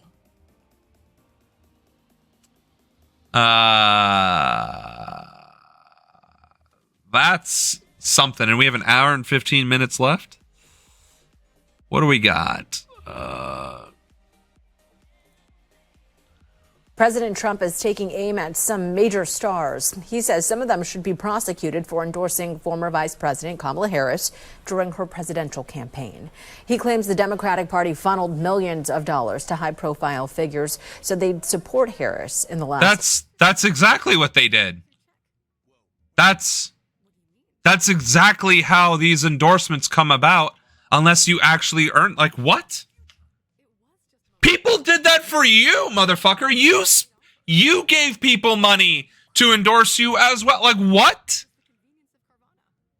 I don't even understand what the accusation here is. He claims Beyonce was allegedly paid $11 million to support Harris. He also claims Oprah's production company was paid $1 million to live stream events she helped organize. Trump laid the only thing that would be illegal is if they didn't declare it. But honestly, it wouldn't be a donation if it would. The Kamala Harris campaign would have contracted Oprah and her resources to live stream, and the Kamala Harris campaign would have contracted Beyonce to endorse. Like, these are contracts. As long as Harris herself wrote it out in a line item, he won't be happy until we all are either registered Ds but don't endorse his opponent, or we all just endorse his people. He only wants his people to... Right. I mean, this is obviously the consolidation of the one-party system. That's wild. All out on Truth Social during his visit from Scotland. He cited different numbers, but didn't say where those numbers came from. In the post, he also said, quote, "You are not allowed to pay for an endorsement. It is totally illegal to do so." He claimed they all broke the law and should be prosecuted. The celebrities he named in the post have all backed Democratic candidates in the past. Trump even donated to fucking Democratic candidates before he ran for president. What? This is so dumb. Let's hear a more in-depth version of this. Trump has the Harris campaign and Hollywood back in his sights, accusing celebrities of cashing in while they were giving a star-studded boost to her 2024 White House bid. In an early Monday morning Truth Social post, Trump saying he's going to call for a major investigation into how much the former vice president's camp paid Hollywood celebrities who performed at her campaign rallies during last year's election. Trump pointing to reports that Beyonce was paid I don't understand, because that's exactly how that works. Real story. When I first ran for Congress, but then later into state representative, I had actually called the manager of Lincoln Park and asked them, what would it take to have you do a concert on my behalf and come out here? And they said $50,000 just to have even a conversation. And I was like, oh, yeah. And the whole production is going to be well beyond that. And I'm like, oh, so definitely out of my... Yes, it is. Okay, cool. So they didn't even turn me down saying like, well, that's illegal. They just said, you do not... If you're asking me how much it is to bring this band to you, you can't afford us. Oh, and for politics, like, we don't even... That's not even part of the conversation. Like... That's literally what you do.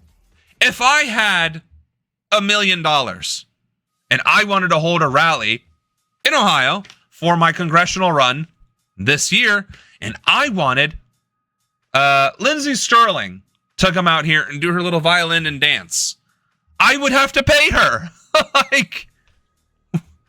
And that wouldn't be illegal. I mean, that's not... I would be hiring her to perform for my event. Is it illegal to rent out the fucking Donato's Pizza or local eatery? No, it's not. That's a business transaction in the hopes that actually Jesus Christ. $1 million and questioning how much did Kamala Harris pay Bruce Springsteen, going on to say, isn't that a major and illegal campaign contribution? Those weren't the only celebrities targeted in his... Now, it would be an illegal campaign contribution if Beyonce put on a $30 million production as an in-kind donation. Like, I don't know how you would get around that. That would be fairly illegal. But it's no different than how fucking Musk was able to donate $100 million to Trump. Like, he did.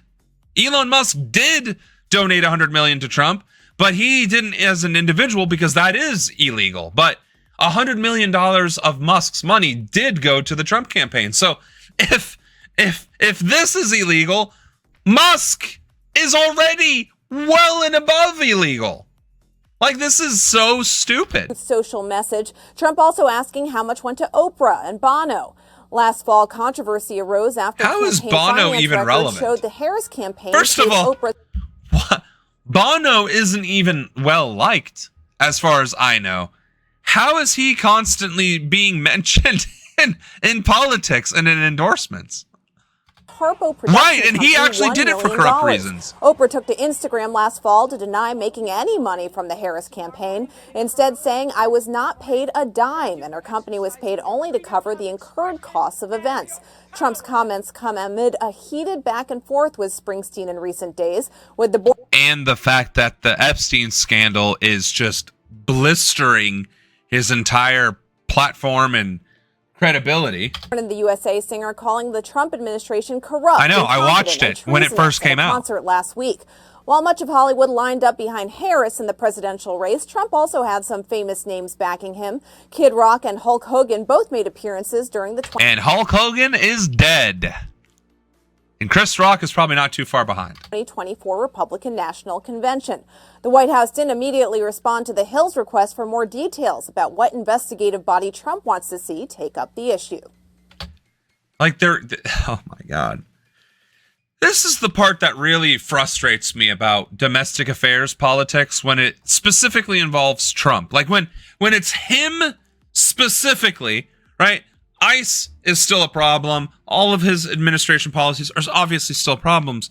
But when it comes to him specifically, you're giving credibility to non-credible things. This is not credible. It's not. But you have to talk about it because the sitting president, corrupt and unlawful and all this other shit as it may be, is currently sitting his pasty orange ass in the chair. And he is so delusional, so corrupt, so comically vain and petty that we, who are going to be president, must talk about it. People in the news have to talk about it. Content creators, much grander than we, have to talk about it because he is in a position of power and authority to cause problems and has been causing problems, which...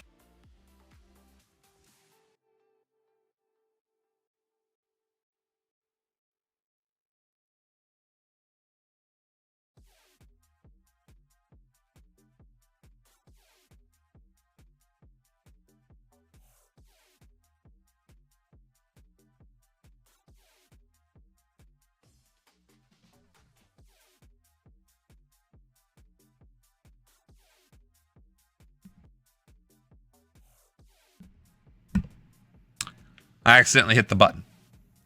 So I guess maybe I should have like a... But then you won't be able to see my beautiful face. I don't know. We'll figure that out eventually. Then he gets upset if he's mocked for it. Stop doing mocking things and they'll stop joking about you. Right. Like, stop being an idiot and you won't win idiot prizes. Like, honestly. Play stupid games, win stupid prizes. Like, that's... That is one of the oldest sayings, and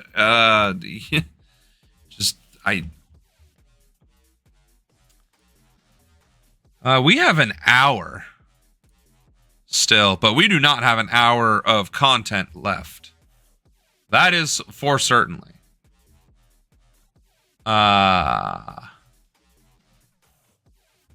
An AI model was featured in a Guess advertisement that ran in the latest issue of Vogue magazine. Before I get into the details, my name is Riri. I'm an entertainment. Nobody Behind cares. me is not a real model. She is AI generated. And she was featured in not one, but 2 photos in an advertisement for Guess. Both of these photos were featured in the latest edition of Vogue magazine. On the side of the advertisement, it says produced by Seraphine Valora on AI. Seraphine Valora is a marketing agency that generates AI-driven campaigns. Which And they doesn't even created have a lot of large following. AI-generated models. Now, it is important to note that this wasn't a Vogue editorial campaign, rather a Guess advertisement in the magazine, but Vogue magazine did approve and run the ad. Are there not enough real-life models in the world that we had to go for an AI-generated model? Unfortunately, I believe this is going to help normalize AI models in high fashion, once again taking away jobs from real humans, including models.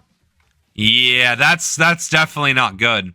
That's definitely not good, because here's the thing. Imagery is one of the few things where AI is rapidly improving. Rapidly improving. Writing being the other one, right? Being able to actually do the job, not so much, right? Being able to do massive data analysis, obviously a use for AI and material sciences and medicine and all this and the other. But when you start normalizing imagery in AI and production, then yes, that does get rid of the entire modeling industry. But on top of that, how did you get the modeling imagery in the first place? By stealing actual photos from models from the modeling industry. Like, that blonde lady was a fairly stereotypical blonde model, mixed with maybe a couple of Latina elements in there. Like,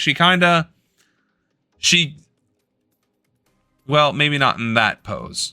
I kind of felt like maybe there was a little bit of Latina right there. But this is a typical tall blonde model. You like, if you Google blonde model, her face shows up in varying degrees. And so this is definitely not good. And again, AI keeps taking jobs. It keeps taking roles. It keeps doing X, Y, and Z. It keeps interfering with the real job market. And what's the solution?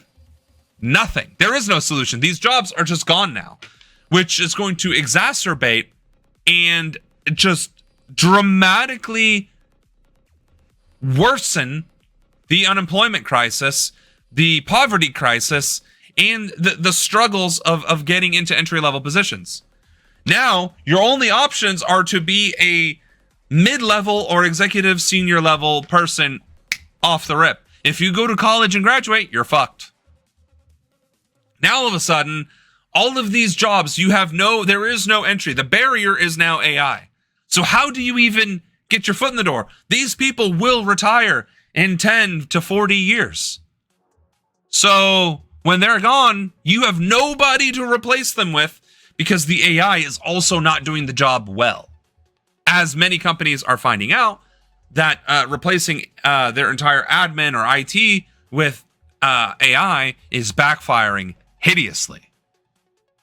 So, no, trying to make pretty girls and pretty boys in the magazines with AI in their outfits is not good. That will backfire. It can only backfire. And the fact of the matter is, there are plenty of unions out there. There are modeling unions. There are actors unions. There are all these other types of trade unions. Where are you? Shut this shit down. Oh, that's right, because unions have been busted for the past century. Maybe not the whole century. Good 70 years, 80 years, though. No, 60 to 70 years. I'm sorry. The end of the 60s. So we really need to get on top of that. Like, we really need to get on top of that. Okay, so we got... Now I got dry throat. Not sore throat, just dry. So there's 2 of those. You've done so much, Pops. Any words of wisdom for the family? Really? We're going to have to watch this whole fucking ad? Really? The whole fucking ad. Frustration and confusion this evening for many Howard University students and families. Those students tell News 4 shortly after HU transitioned to a new student services platform, many of them were hit with big bills. Yeah, in some cases, tens of thousands of dollars, bills these students say must be taken care of before they can enroll in classes in just a matter of weeks. Our Dominic Moody joins us live near campus. And Dominic, these students say they simply don't know what to do. Yeah, Jim and An, when we speak with some of the students, they tell us that their education is... So this isn't even the first instance of AI just arbitrarily adding fees and costs and whatever else. AI has been used in HR for quite some time now, or I say quite some time, but it's actually prevented people from getting hired over the course of months and years. Then you also have AI being used by medical insurance industries to deny coverage and claims. So, no, AI is being used as a weapon against society, which again brings us back to terrorism, except this is electronic warfare against the domestic population, sure, but it is literally electronic warfare. In jeopardy, and they were shocked when they found out how much the university says that they owe, which in one instance was almost $60,000. Yeah, fuck that. Alyssa Jones is a first-generation college student at Howard University. Jones says she's a couple classes away from the finish line. That wasn't until she discovered she owed a huge amount of money to Howard. Right now, it says that I owe that $57,540 something. It says I owe. And besides, aren't student loans not collected upon until after graduation in the first place? So how the fuck could she owe $60,000 regardless? She hasn't graduated yet, so there's nothing that she should be owing, other than maybe food or whatever. Because I remember the one quarter I went to school, I had a food allowance because I was also staying in the dorms. And if I went over that limit, they would charge me, or no, I couldn't go over the limit and then I have to pay out of pocket. Something along those lines. But I didn't have to pay back any of my student loans until after I dropped out of college and enlisted in the Air Force. The whole thing. If you have any type of hold, you cannot register for class. But with these obsessive amounts of money that they're saying that we owe, excessive. It's almost like that's not one semester's worth of tuition at all. That money has been there, but where and why are we just now finding out about it? Jones says in her previous 4 years at the university, she was on scholarship and never owed more than $15,000 per year. Jones says she received notice of her new balance, nearly 4 times what she's used to owing, after she says Howard University... Wait, she does owe $15,000 every year? What the fuck happened in the 10 years that I guess it was longer than that. What happened in the nearly 20 years from when I went to college and you didn't have to start paying shit back until after you graduated? What the fuck kind of bullshit is this? Again, education should be free. Period. Also, aren't all of these fucking schools with their little sports teams making a shit ton of money from that, not tuition? Yeah, I don't fucking know, but this is insane. Transition to a new student financial platform. Out of the 14,500 students at the university, Jones says she's one of the 1,000 students that the university announced has past due balances. News 4 heard from multiple students in similar situations, like Kimura Hughes, a junior who says she first learned she owed $15,000 in April. It's just been extremely stressful. I swear to God, if every single student that ended up owing is black or brown or non-white, that's going to be a fucking issue for me. Because that's straight up... Okay, so wait, this is a whole black college? Then what the fuck is going on? Well, this A, doesn't make sense regardless, but if it isn't racially biased, then what the fuck is going on? Well, one, because I feel like the people in our offices are not communicating amongst each other.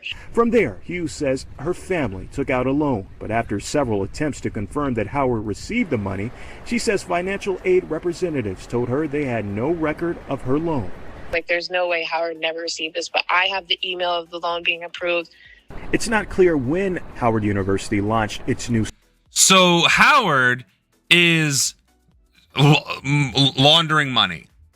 And just, oh yeah, that loan didn't go through. You better take out another one.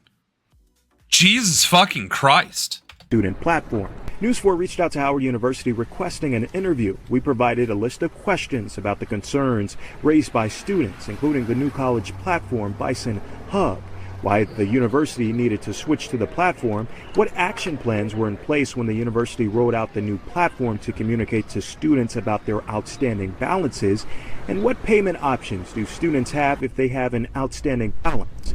Howard acknowledged our questions, but we are still waiting for answers. Now, in a statement last week, the university says during the past academic year, during the transition from... I don't understand this. Like this is like Columbia University preemptively deporting students and denying their credentials and their visas for studying in Columbia due to the Trump administration's xenophobia. What preemptive bullshit is going on here with Howard, which is a black university, to get rid of their black students? This just doesn't, you are disenfranchising the very people you exist as your mandate to support. And now you are screwing them over, for one. You are stealing their money, for two. And your system is clearly lying. And you're doing nothing about that, while also jeopardizing the futures of an entire alma mater.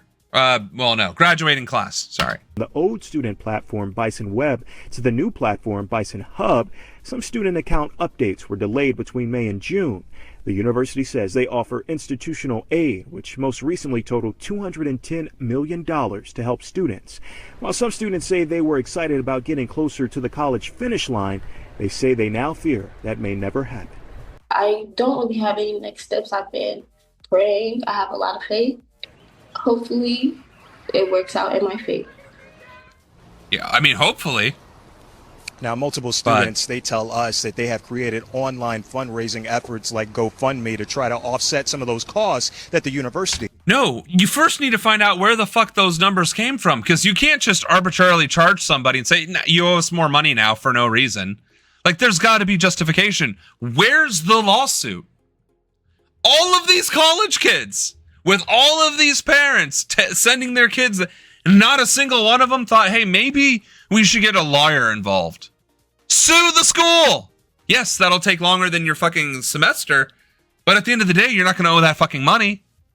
I am very quick to take legal action against people who have wronged me, and I will make it clear. If you don't do X, I will do Y, and I will see you in court. Get fucked. So, now, listen here. You're going to erase this, or I'm getting lawyers involved. And since this isn't just me, this is a class action, and I will get my fucking degree one way or another. Says they owe. Back to you. Dominic, what have students been telling you about their experiences when they called the school's financial aid office? So, Jim, the students, they tell us that whenever they call the financial aid office, sometimes their calls don't even go answered. Sometimes it goes straight to voicemail. They say that in some cases, they have to rely on friends who live in D.C. or around this region to actually go physically into the financial aid office to try to get some answers and to have someone physically tell them about their individual case. Now, the students say they have up until next Thursday, that is July 31st, to ensure that their balance is paid out. Back to you. Well, that's stupid. Hey, we need you to come up with $57,000 that you didn't previously have to owe because our systems are brand spanking new. You've been here for 4 years, and it's because that's what it looks like. It looks like the system reset whatever counter they had been paying. So this girl, $57,000 deep, and she's about to graduate with a few more classes. That sounds like $15,000 a year to graduate. So clearly the system just is ignoring the fact that they received money at all. Again, that should be obvious to everyone involved This shouldn't have made the news. This shouldn't have resulted in any other thing other than, oh, we are aware, ignore that this is the amount of money that you owe because that's how long you've been going to school here. Like, I don't need a college degree or to be a dean of a school to understand that that's what's happening. And the fact that they are refusing to address that or to try and fix it or figure out an answer at all and just like, well, I guess that's what you owe us now. Whoa, no. If your job said that they paid you and you look at your bank account and there ain't no money, you're just be like, oh, I guess they said they already paid me. I guess I just will go fuck myself. No, you will go to finance and HR and your management and all the way up the chain of command until you get paid. And if they don't answer you, you will sue them and you'll get your money that way because that's illegal. And so is being charged without actual like agreements. Like, are you fucking serious? Wow. Okay. So that's a thing that is now probably, hopefully limited to just Howard, but I doubt it. So we got ICE is tracking Americans. I decided it was time to look into because it's not like we haven't been tracked since the Patriot Act at the start of the global war on terror. Like the TikTok ban or Instagram design features, the government is quietly building the most invasive data surveillance apparatus in modern history.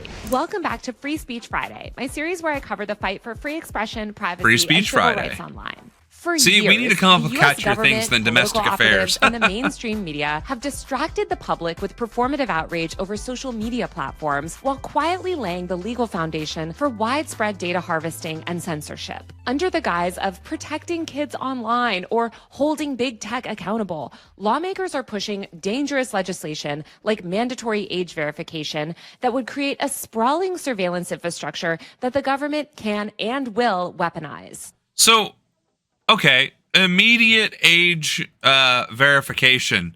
How's that going to work? Because, again, say it is to be used with, like, your driver's license. That means every website now has to link to the BMV in some way, form, or fashion. So every website is a de facto state entity? Which is one step already from what I was going to do, which was federalization anyway. So, but instead of federalization for the greater good of humanity and giving it to the people, it's federalization to consolidate more power and control and authority, which is insane. This mass expansion of government surveillance that the media, again, loves to frame as cracking down on big tech is one of the greatest threats to freedom in the 21st century. I've talked a lot about some of these bad and that tech includes laws the in other Patriot videos, Act. But today I want to dig into how government agencies like the Department of Homeland Security and ICE are weaponizing personal data in ways that go far beyond their traditional scope. Hold on, didn't Elon Musk download and put in a backdoor to the Social Security Administration and straight up? And wasn't that not revealed a few weeks ago that data and information was shared with ICE outright? So yeah,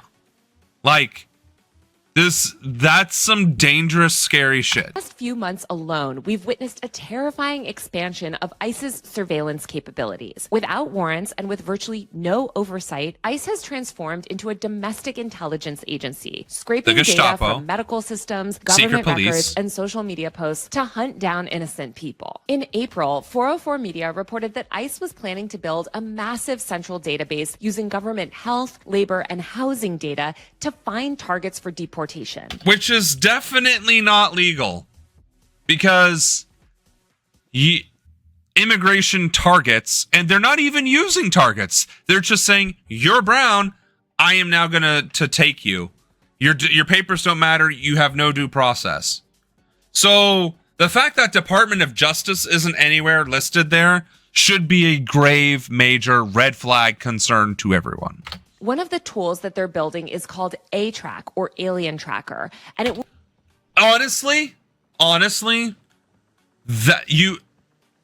that That should just be called J-Track. Juden Tracker. Because what? How is this different than the Star of David on the sleeves? How?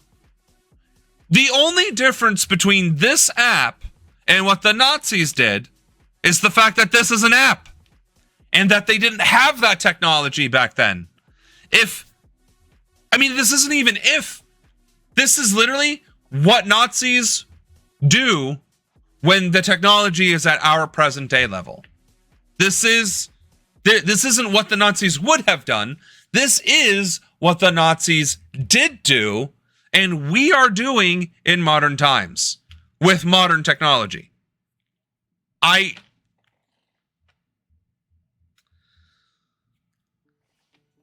This is not good. Like, this is I don't know how else to say this. Like, I get we have 45 minutes left of this, and I'm also digging a little bit for time here, but the Alien Tracker, the app, working with all of these different government agencies to determine immigration targets, while they're already just doing indiscriminate raids in predominantly Latino neighborhoods, and now they're also, cracking down on the border, leaving and coming and going. Whether you're legal or not.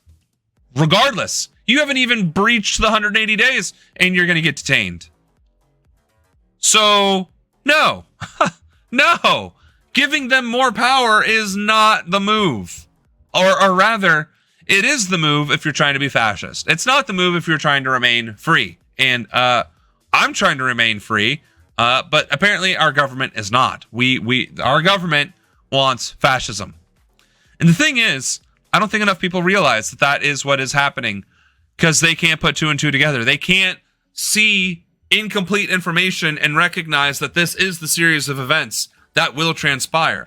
That has no choice but to transpire.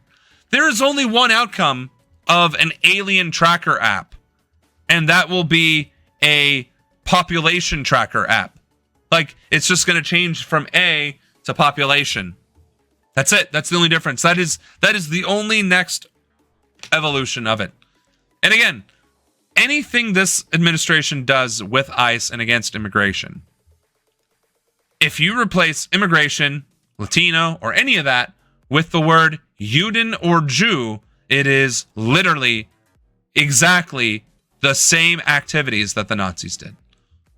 And it's disturbing that every single week we stream, we have to say that and then explain how it has gotten progressively worse since the last time we streamed a week ago, where it got progressively worse since Inauguration Day. Now, evidently my throat is dying on me again. I'm guessing I haven't built up the strength because when we were streaming last year, I was streaming 5 days a week talking, and I had actually built up the vocal cords. But because I'm only streaming 3 days for 3 hours, I am quiet. Otherwise, I am sitting here in my house doing this. And shoving food in my face. So I don't talk much. And not even in my profession. So we might have to start eventually do more streams once, I have maybe clone Anna or something, because right now I'm pushing her to the brink and I don't want to keep doing that. So another quick break while I get more water and something to ease my throat a little bit, and we will continue on.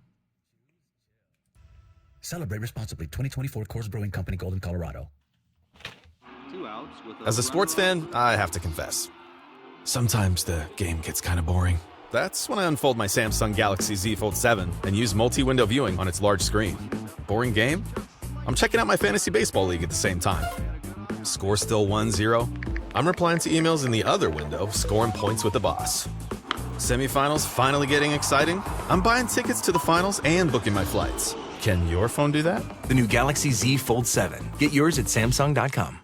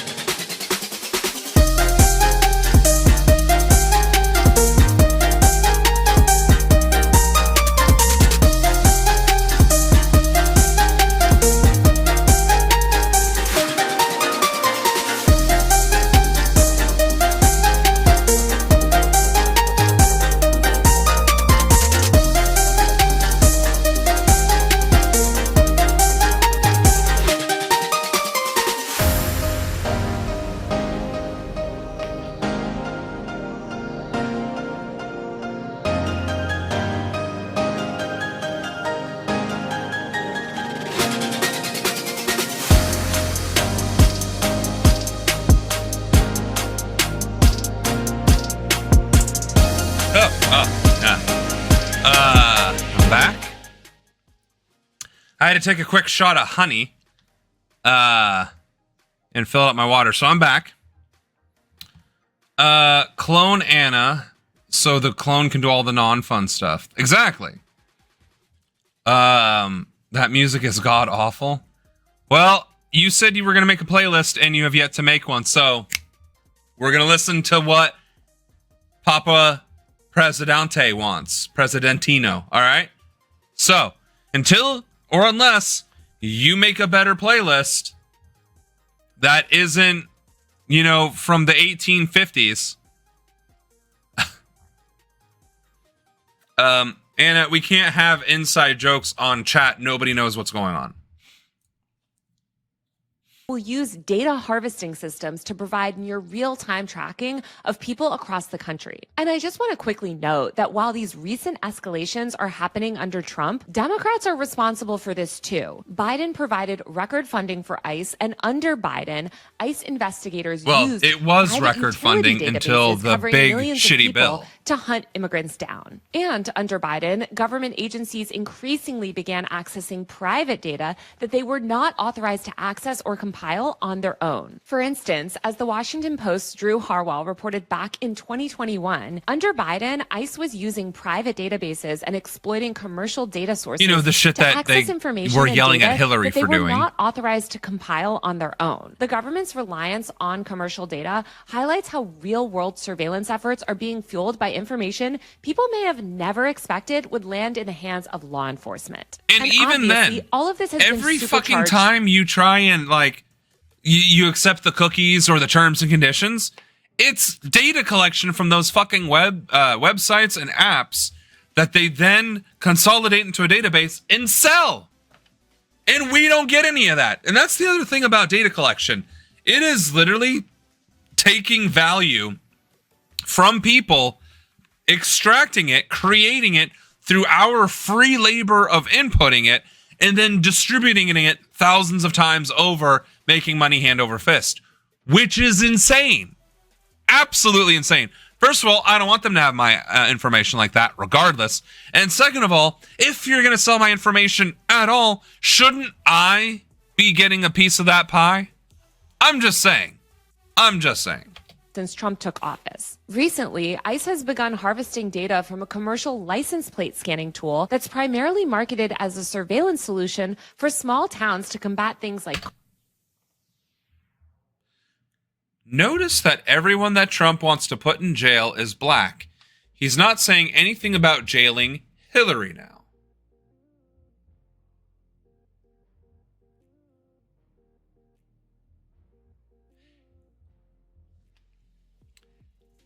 You know, because I don't know that he's been saying even that much. I mean, he says Biden, right? But I don't know necessarily about arrest, right? So he blames the Biden administration for a lot of shit. Chuck Schumer, Nancy Pelosi, I think he still blames them for shit.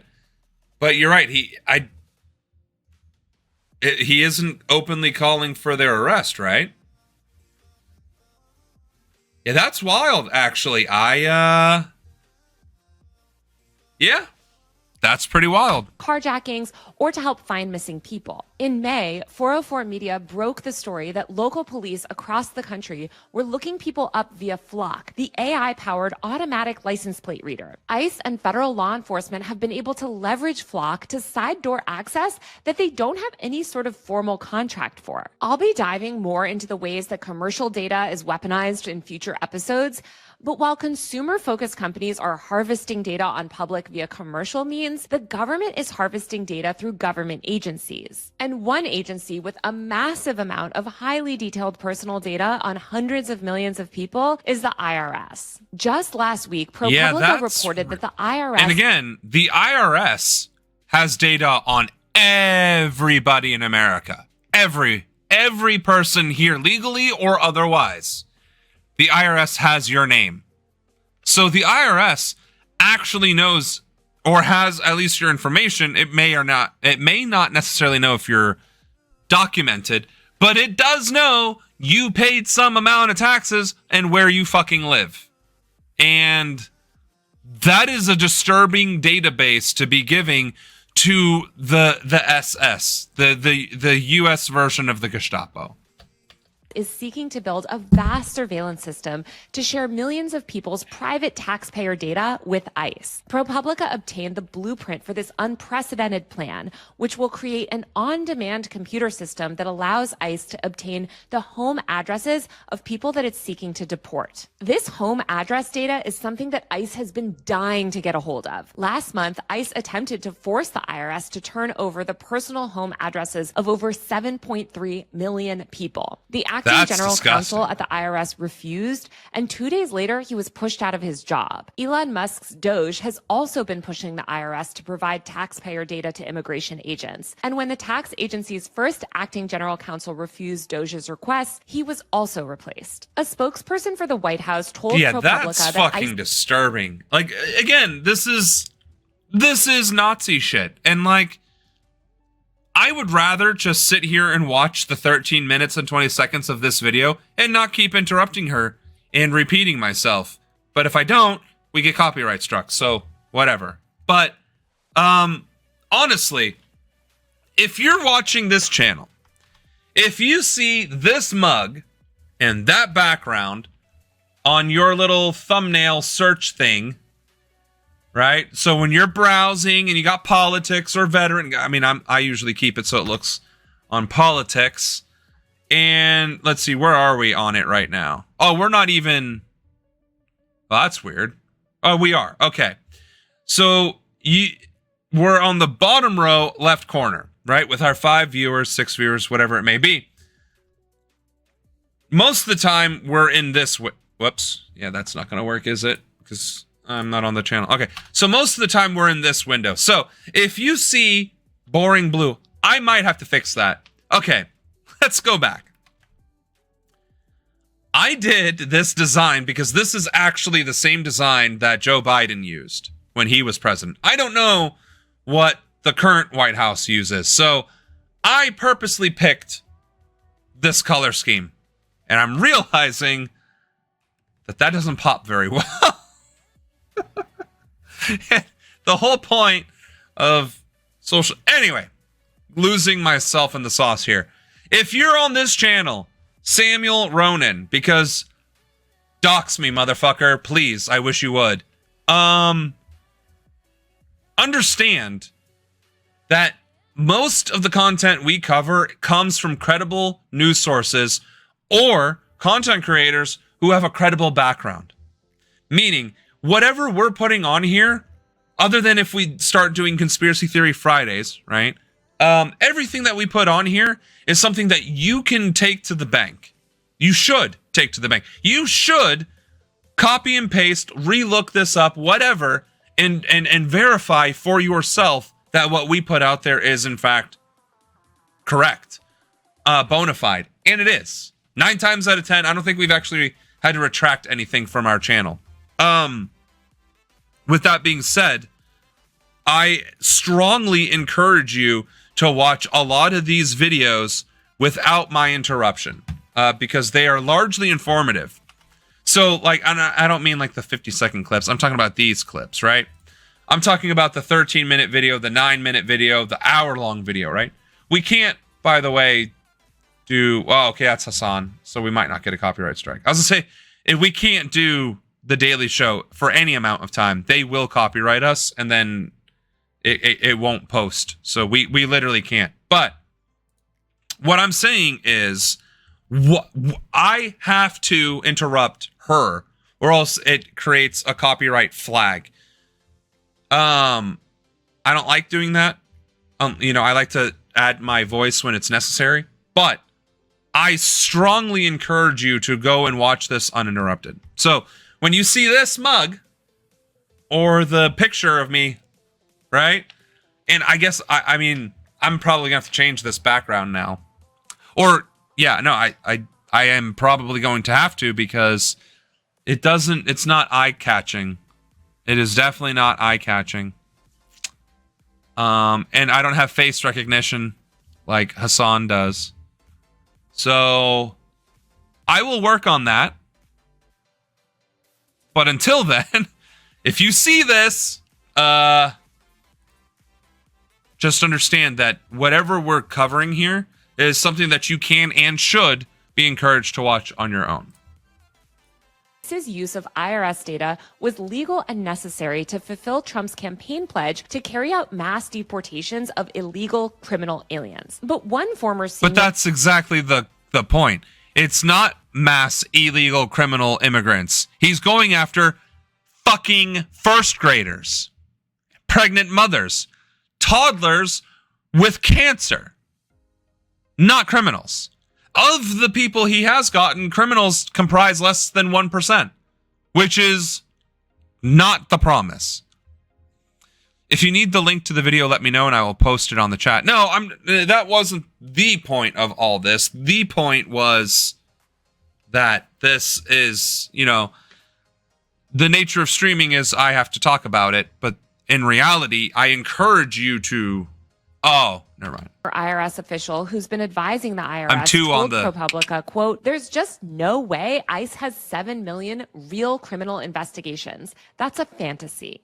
With Liberty Mutual, you can well, customize and it's save. not just a fantasy. It's blatantly not possible. It's not. If there were 7 million hardened criminals of any demographic in this country, we'd have significantly bigger problems. That the demands from the Department of Homeland Security were unprecedented, and that the agency was basically trying to coerce the IRS into doing a big data dump on millions of innocent, law-abiding people in America. The computer system that the IRS is now building, which they want to launch, by the way, by the end of this month, would basically give ICE agents automatic access to people's tax data en masse. IRS insiders who reviewed a copy of... Dang, so I can't skip my taxes this year or else I'm going to have ICE come kicking down my door. Come get me, motherfucker. Plans for ProPublica said that this could result in immigration agents rating wrong or outdated addresses. Quote, "If this program is implemented in its current form, it's extremely likely that incorrect addresses will be given to the DHS and individuals will be wrongly targeted," said one. Oh, that's even better. I just moved into this house. I'm over at the Oval Office for these streams, right? But this isn't where I lay my head, right? So that's nuts. What if Grandma, who used to live in this house that I'm living in now, what if Grandma had been evading taxes for the past 30 years? Because Hubsy died and he took care of all that shit. And now it's Grandma or the daughter or whatever, right? And this address is flagged by the IRS as didn't pay taxes. So now I got goons kicking down my door. And all I have to defend myself with is Papa's belt. I don't do that very often, so I kind of failed there. That'll be a wild stream. ICE agents kicking down the door. Get on the ground, get on the ground. And me with, I know my rights. I did not commit no crimes. I am not a little old lady. I paid my taxes against my will. Damn. Things to come. Stay tuned, I guess. IRS engineer. This is especially terrifying as we're already seeing dozens of people wrongly deported due to clerical errors or other misunderstandings. Many of these individuals have been shipped off to El Salvador's notorious CCOT super prison. Kilmar Abrego Garcia, a Maryland father of 2 who was legally protected from deportation by a 2019 was court still order, sent to CCOT on March 15th due to a, quote, administrative error. In March 2025 alone, approximately 137 Venezuelan and Salvadorian migrants, nearly all with valid asylum claims and no criminal backgrounds, were sent straight to CCOT, bypassing trials and hearings. Human rights experts and courts have repeatedly condemned these deportations, but countless innocent American deportees are trapped in one of the world's most notorious and brutal super prisons. And right now, there's pressure from the White House to deport a daily quota of at least 3,000 people per day. I think it's jumped up to 7,000. On deportations said that the primary... And yeah, it was over 130. And correct, they are not deportations, they are trafficked people who were illegally detained and illegally trafficked to El Salvador. And this is literally Israel versus Palestine all over again. This is the same shit. Israel commits atrocities. People say, oh, it's not so bad. It's not so bad. People are like, no, it is so bad. 2 years later, oh, wow, it is that bad. Now we can talk about it because now it's a little bit too late. It's the same shit. The administration is committing human rights violations. Period. Dot. There is no other way to say it. They are kidnapping and trafficking human beings without due process, without literally any legal justification whatsoever. They are committing acts of domestic terror against a specific demographic in our country. And yeah, there's outrage. There's human rights groups. There's even Congress people who are getting hemmed up in it. There's judges getting hemmed up in it. There is shit being said, even by the news, by content creators. And yet, nothing's stopping them. Nothing. They haven't slowed. They have accelerated. It was 100 a day, then 300, then 1,000, then 3,000, and now it's 7,000 a day. It's just accelerating on like a parabolic curve. And it is illegal. And there are multiple groups saying it's illegal within America. People with the authority to say that and to enforce it. And nothing's being done about it. Nothing. Like, we don't got 4 years to wait. I mean, we don't. Again, I will become the 48th president, whether that's through the electoral process or viva la revolution remains to be seen. But this is not good. 4 more years of this is a travesty, an absolute failure of democracy and the American experiment. Traffic to being detained, exactly. And a judge saying you can't be deported in the first place, and they're saying, whoops, oopsies. ICE agents have said that is why they're not going after criminals. Going after criminals is way more difficult, so they wouldn't be able to detain 7,000 a day. Right, which is, again, defeating the promise. If there weren't 7 million illegal immigrants that were criminals to begin with, don't make that promise. And then don't double down on that promise and become a terrorist. Like, no. Again, we could continue watching this, but now we're getting closer to the end, and this video definitely needs to be covered as well. So I highly recommend subscribing to Taylor Lorenz and absolutely watching this video. So you think you know Wix, but do you really? Yeah, I know Wix is part of we've got Israel, Man, so get fucked. There are 2 topics where on any given day I can do a whole show on the fucked up updates that we get. One of those things is Gaza, and the other one is what the ICE Gestapo thugs have been up to. Take a look at this, guys. So let's start with this one here. The tweet from Ben Crump, who's a civil rights attorney. He says the following. This is horrifying. A U.S. citizen violently taken down by federal agents in a grocery store parking lot. All right. A U.S. citizen violently taken down by federal agents in a parking lot, despite telling them he had an ID, social security card, and this was since taken down. Despite telling them he had an ID, a social security card, and a birth certificate. His family says Angel Pena was hospitalized and suffered a concussion. So here we go. We got a ABC video on this. Take a look at what happened. Tense moments in Ontario today when customers challenged masked federal immigration agents who showed up at a grocery store. Many bystanders left visibly shaken. Oh, should I be doing times 2.5? Hold on a second. How do I do that? Playback speed, normal. Let's do 2. Let's do double. This is going to be fucking wild. So he's 2-speeding the video, and we're 2-speeding his video. So let's... This is going to be hilarious. Exclusive interview with one man, a U.S. citizen, who was detained in the operation. Eyewitness reporter Joy Rand joining us now with details of this encounter. Joy.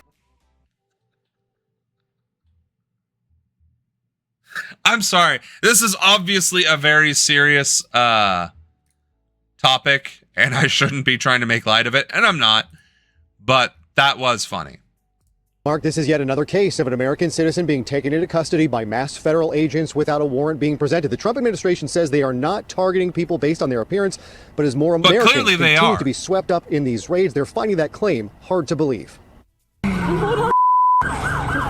Today in Ontario, another ICE raid and another U.S. citizen taken into custody. Ontario? Isn't that in Canada? Angel Pena says he was minding his own business when masked federal agents showed up at the Stater Brothers. Customers began to shout at them, telling them to leave, but some went inside the store. Nearby doorbell video shows Pena running away, approaching a passing SUV looking for help, but the agents wound up violently taking him into custody.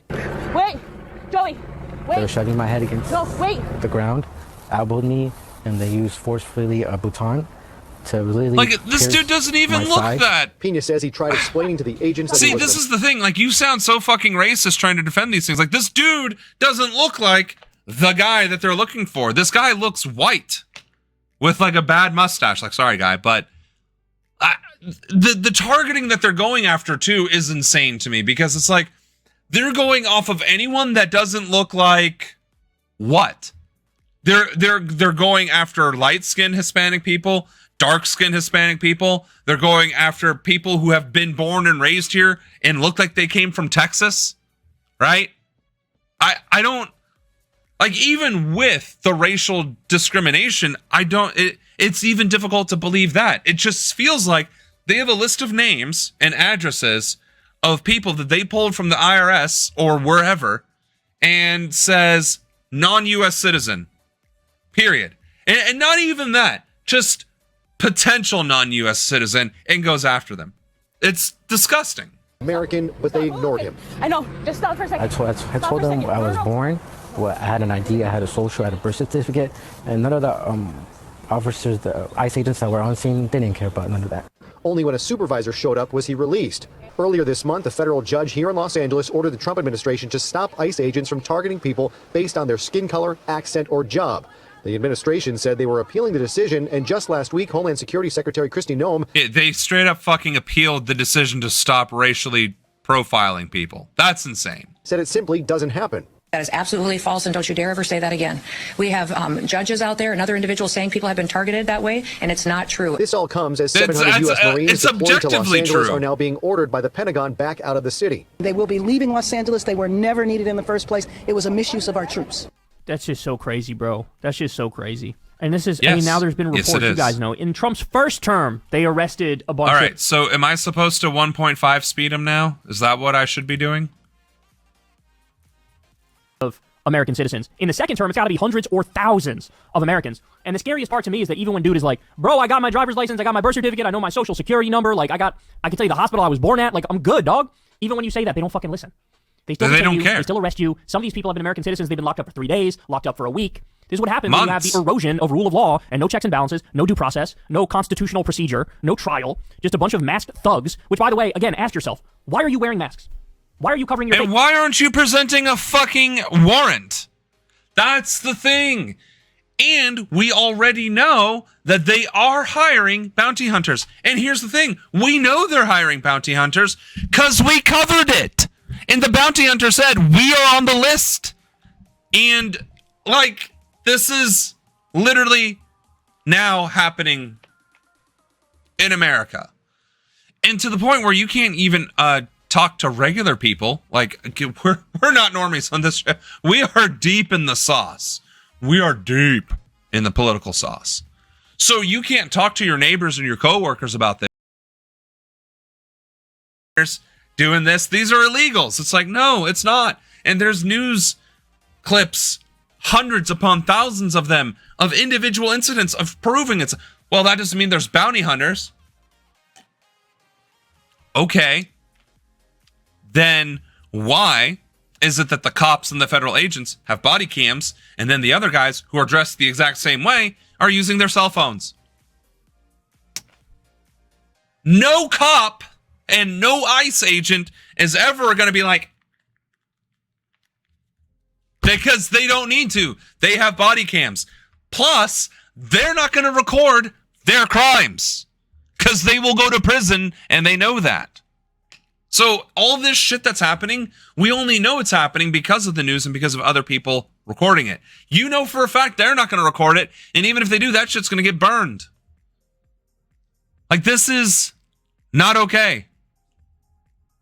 Yeah, right. They're not the IDF soldiers. Now, where's this part coming in? Oh, like right now. Okay. If the ICE agents are proud of what they're doing and they think they're on the right side, why are you covering your face? They're covering it because they know what they're doing is illegal. They know it. They know it.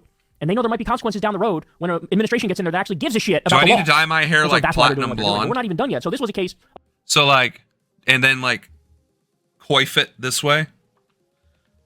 An American citizen being beat up and detained. By the way, I hope that guy sues. I hope that guy wins a tremendous amount of money. Nobody should have to go through that. Now here's an example of a legal immigrant whose life they are ruining. Watch. Our cameras were rolling on July 2nd when two women were walked out of immigration court in San Francisco in handcuffs. One of them an employee. Again, they were walked out from immigration court where they were supposed to be to remain legal, and they got walked out. I know now I'm acting like I'm going on 1.5 speed. I don't know. The tism. I don't know. But that's insane to me that they are arresting people at the fucking courthouses. And then you still have the audacity to say, well, they need to be here legally. They are! They are following the literal law. And you're still arresting these fucks. Well, no. These fucks are still arresting these people. Sorry. Got my anger flipped. Dyslexic anger? I don't know. Of Pivot Interiors in Santa Clara. Christy Nadeau with Pivot Interiors tells us she even double-checked the woman's legal status with the federal database called E-Verify. Everything turned out clean with a work permit valid through 2029 and no criminal history. So these are not illegal immigrants. These are hardworking people. These are good people. They're not criminals. And we have to do something about this. We have to make people aware that this is happening. And the numbers show this is not an isolated case. Our investigative unit discovered that in June of this year, the number of California immigrants detained by ICE. I can actually understand what they're saying. Like, but that's like the very limit of how quickly I can understand the English language. If you guys are struggling with this, I apologize. No criminal convictions or pending charges reflected a 2,000% spike compared to last year. 80 arrests last June to 1,606 this year. They've expanded the definition of what constitutes an arriving alien to include anyone that's been in the country. Well, it's funny you should say that because I'm a drummer, so. 2 years. As ICE has increasingly started detaining people at routine immigration hearings, a growing number of immigrants say they're considering not showing up. But immigration attorney Andrew Newcomb says immigrants should not ignore their court hearings. Instead, he suggests that at least 10 days before that hearing, they ask the judge for a continuance or ask to appear via video call. Newcomb has a how-to demonstration on his website. You can get templates for a video appearance or a continuance, and there's a PowerPoint explaining exactly how to fill it out and where to mail it. Pivot Interiors says... Yeah, which doesn't do them any good if it's going to get fucking denied in the first place. Talking with the employee after ICE detained her, she told them she had been coerced by ICE to sign self-deportation papers. And as of tonight, they don't know where she is. What they do know is they have a lot of questions about why a hard-working woman from Colombia who followed the law was still detained simply for showing up to court. We reached out to ICE specifically about this case, but have not had any response. I mean, these people are destroying America. The ICE Gestapo thugs are destroying America. They're laying the precedent that you shouldn't want to be here at all. If you're a legal immigrant, if you're on a work visa, like, you shouldn't want to be here. First, we offer overnight boarding. Your pet. Wow, that's so... Now hearing at normal speed, it's so slow. A Tucson sector Border Patrol agent has been indicted on 24 felony charges, including 10 counts of child sex trafficking, the latest in a series of sexual misconduct convictions or charges against U.S. Customs and Border Protection employees in Arizona. Wilcox border agent Bart Conrad Yeager, 39, was also charged with 6 counts of pandering or encouraging someone to engage in prostitution, 1 count of attempted child sex trafficking, and 2 counts of fraud between July 2023 and March 2024. Indictments from the Conchise County Attorney's Office show. On Thursday, county prosecutors also charged Yeager with 5 drug-related felonies: possession or use of the anabolic steroid trenbolone and testosterone, sale or transportation of trenbolone and testosterone, and possession of drug paraphernalia. A CBP spokesperson said the agency's Office of Professional Responsibility arrested Yeager in Wilcox on June 17th and executed a search warrant based on allegations of child sex trafficking, fraudulent schemes, and pandering. So now it's not just ICE, it's also Customs and Border Protection. These various Gestapo thug groups that Trump is running. Now we have a child sex trafficking ring at the border. Jesus Christ, man. Jesus Christ. Well, no, he's absolutely right. And Jesus fucking Christ. And here's the thing. That's how this always goes. This is how it's been going. Again, when I mentioned earlier that kids were separated from their families at the border from the catch and release movement, and then those kids were lost in the system but then found in the foster care system, it's the same thing, except now it's worse because the most desperate people that are still coming through here have even less rights, have even less ability to survive and make it through the process, and they're still being separated from their kids and their family and whatever else. And now it's like, well, either you allow your child to undergo this trafficking or we will straight up fucking kill you. or we will send you to a death camp, which will end up killing you anyway. So, gun at your head, you have now a horrible choice to make, where you live and are exploited, or you die through either directly or through the implications of where we're sending you. And this is America. 2025. We went from, well, no, it would be wrong to say we went from a democracy in the Biden administration, because we didn't. And quite frankly, the Obama administration was rattling the saber of fascism too. So let's just say the last pillar of democracy, the last pillar was see, because now we go back to Bush and the Patriot Act, and like that pillar was going out the window. So the last pillar of democracy was the Clinton administration, the end of the Clinton administration. Then we got Bush and the global war on terror. Then we got Obama, who created ICE or facilitated ICE, one of the two, and deported the most out of any other president since. First Trump administration, the Biden administration, which oversaw, facilitated, and did nothing to prevent an ongoing live-streamed 4K genocide. And now the second Trump administration. Democracy functioning? Fascism. Right? That's where we are right now. When was the Clinton administration over? 2001, right? 2000. 2000 would have been the election year. So 2001, January 21st, would have been the end of the Clinton administration. So in 25 years, because January of 2001, I mean, so in roughly 25 years, we went from a crumbling democracy, like, right, it wasn't, we had the illegal Desert Storm and Desert Shield, but, you know. So we went from crumbling democracy, but for the most part, people had a decent life and could continue on living, right? To the global war on terror, where the cost of living and people's accessibility to things started going downhill rapidly. To the Obama administration, where universities and college degrees went out the fucking window and the cost of living started skyrocketing. To the first Trump administration, where he tried to do this, but at a much, much, much more restrained rate. The Biden administration, which crawled where Trump left off. And now this administration, which weaponized everything that the past 20 years had done. Bush created ICE. Obama built the cages. There we go. The 2000 result was not going to be good either way, but it was settled in the most corrupt way. Correct. When SCOTUS appointed the president in 2001, that was the beginning of the end. Oh, I see. Okay, I was a teenager. So SCOTUS appointed Bush in 2001 because of the Florida vote being so paper thin. And was it a Republican Supreme Court back then too? Probably would have been, I'm guessing. Whatever happened to melting face woman who was in the news at the time giving Bush the win? I don't remember. Condoleezza Rice? So, okay. So it was Clinton, the last vestige of maybe democracy. The Bush administration beginning with a conservative Supreme Court appointing it. And that setting the stage for the next 25 years for Republican dominance in politics. Awesome. True, and W's brother. Yeah, see, I don't remember enough of that because, again, I was a little bit too young and not paying attention. But that's not an excuse to not know that now. Still, we have fallen rapidly into fascism, into totalitarianism, and it only took 25 years. That's scary.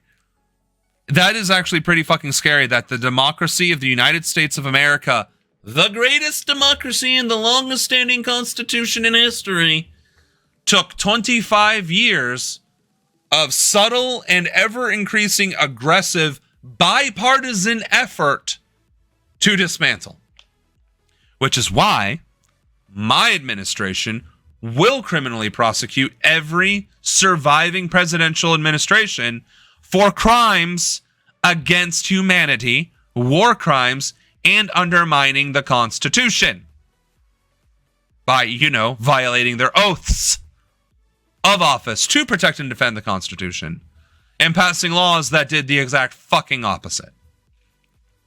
So, with that being said, I'm moving to New York City. I couldn't deal with the Republicans in Georgia anymore. Yeah, well, aren't New York City Democrats basically Republicans? There hasn't been a liberal in power in this country in a very long time. I think the last liberal in power was JFK, and that's stretching it. So we actually made it to the end of the stream. Hoorah! My throat is only mildly dead. I hope I'm not getting sick, because that would be really unfortunate. Or maybe I shouldn't eat salty foods. That could be another thing. I think I stress eat when I'm streaming, which doesn't help anything, right? And then I'm eating potato chips, so that's probably definitely not helping anything. So I will find, I'd say, a healthier snack, but that, let's be honest, I'm not going to just sit here and eat applesauce and drink what's the soup stuff called? Broth. I'm not going to just sit here and do that. But I should probably do something softer, gentler.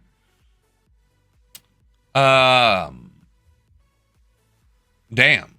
Anna Catherine's husband died by suicide, a Swedish businessman. She became a near recluse. So yeah, the conspiracies abound. Anyway, thank you for making it this far with me.